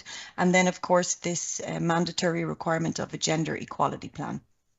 Some elements have been moved around. So we now see the ethics self-assessment is now in Part A. There's also a security questionnaire, which is now new in Horizon Europe, and this you will find in Part A as well. And then also information on participants' previous activities relating to the call. There are also some new elements, a glossary, and this will allow the consistency on the use of terminology, and then more extensive explanations on what exactly should be included in each section. And this you can find in the proposal template, which explains very well what we are looking for in the proposals. So next slide, please. And again, so now we're moving into the evaluation process. So next again, please. Thank you. So the evaluation criteria, they remain the same. So under the excellence, looking at the project objectives and also the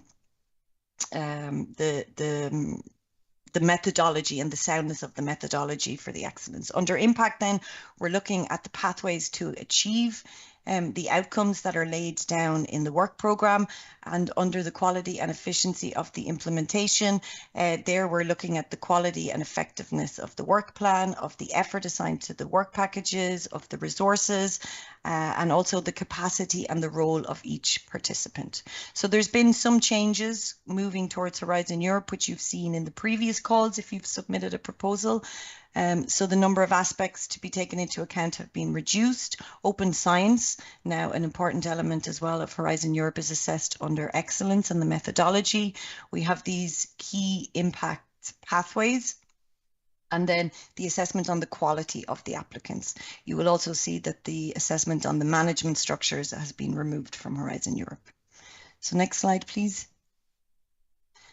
So this outlines the standard evaluation process that we follow for the actions in Horizon Europe.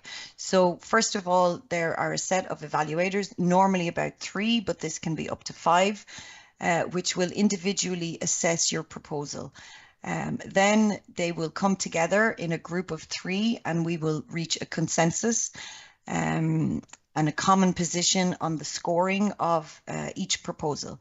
So this is done fully remotely at the moment for the widening calls. So a specific IT tool is used where they discuss the proposal together. Once this process is complete and all the experts have agreed on the scores and the comments, then we have a panel review, and this is really to look at the consistency across the evaluation.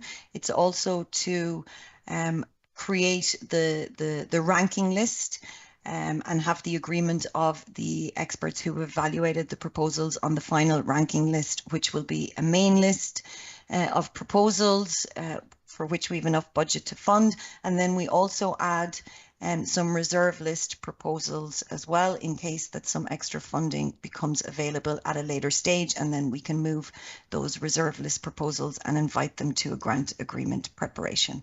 I think already the ranking process has already, I think, been touched upon. So the first ranking priority for the widening actions is indeed this geographical diversity ranking. So for proposals who have equal scores, we will look at if a proposal from that country is already in the funding rate, and if it is not, then that will be the proposal that will jump above the other proposals. Then we have the standard Horizon Europe ranking criteria following this geographical diversity, and that will be the excellence criteria followed by the impact criteria, and then we look at the gender balance within the proposals.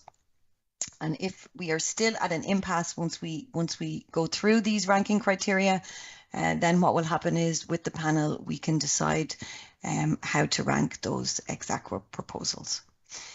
Then we will finalize the whole process, and usually about 3 months after the evaluation proposals, applicants will receive the results.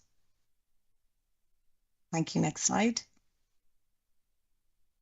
So these are elements I'm not going to dwell on them, but there are elements that are now quite important in Horizon Europe to take into account in your proposal. So open science, as I said, is now a cross-cutting issue across the proposals and will be assessed during the excellence criteria.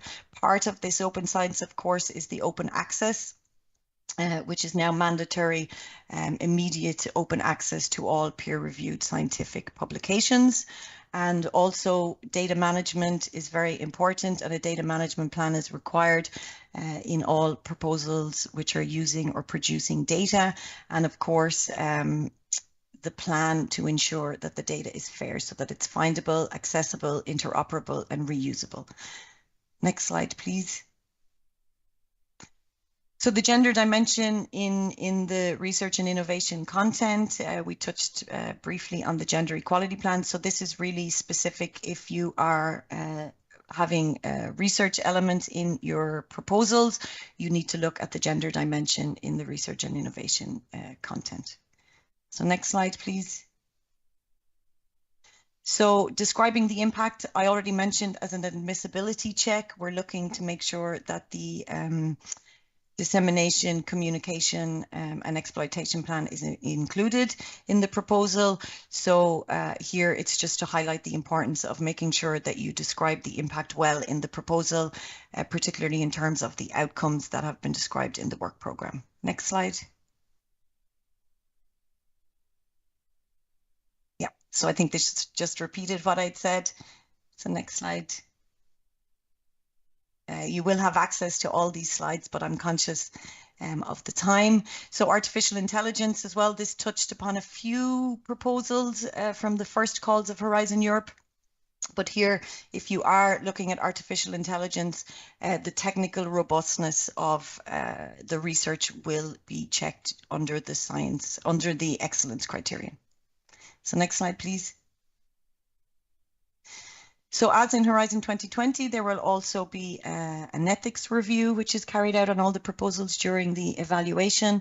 What's changed a little bit between Horizon 2020 and Horizon Europe is that during now the ethics screening, there will be the only requests from the ethics screening, if needed, will be the appointment of an ethics independent expert or even an ethics board. And if there are more complex issues, then they will be flagged for an ethics assessment. And following the assessment, then there could be a series of requirements included in the project, either before the signature date or after the grant agreement signature date. Next slide, please. This is new security scrutiny. So this is based on the self-assessment which you will carry out in the proposal, and it may trigger a more in-depth security scrutiny. So next slide, and we're nearly there. We just have a couple of tips. Thank you. So yeah, the Bible, that is the work program here. It really describes the scope and the topic, and it really tells you exactly what we're looking for. So use that and make sure that you follow it closely when preparing your proposal. I think I've covered these other points in terms of the importance of the impact and the dissemination and communication and the quality of the work plan and the resources. So next slide.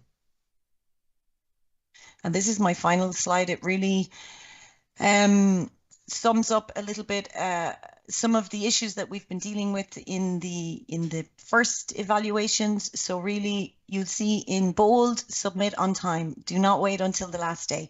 We see proposers having a lot of problems on the last day if they wait to submit, because this really is when a lot of people submit and it can cause problems.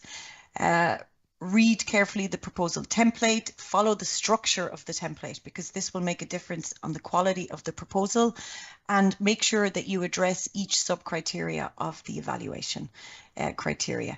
Again, the page limit, I think this is clear. There's nothing we can do. We will not see the additional pages for the evaluation if you go over.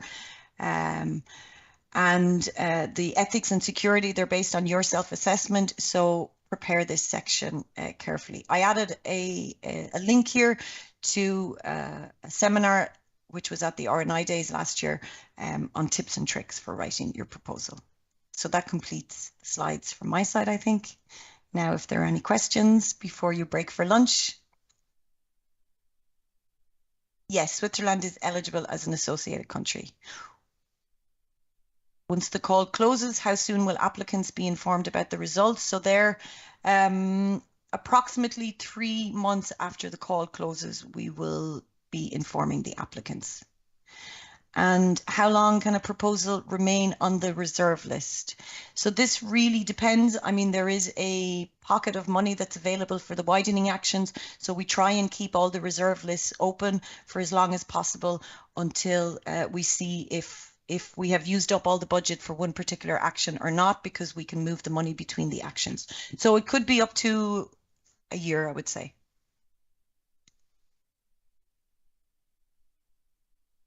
So that completes then my presentation and the questions. So I wish you all a very nice lunch, and then we will move to the ERA part of the work programme in the afternoon. Thank you very much.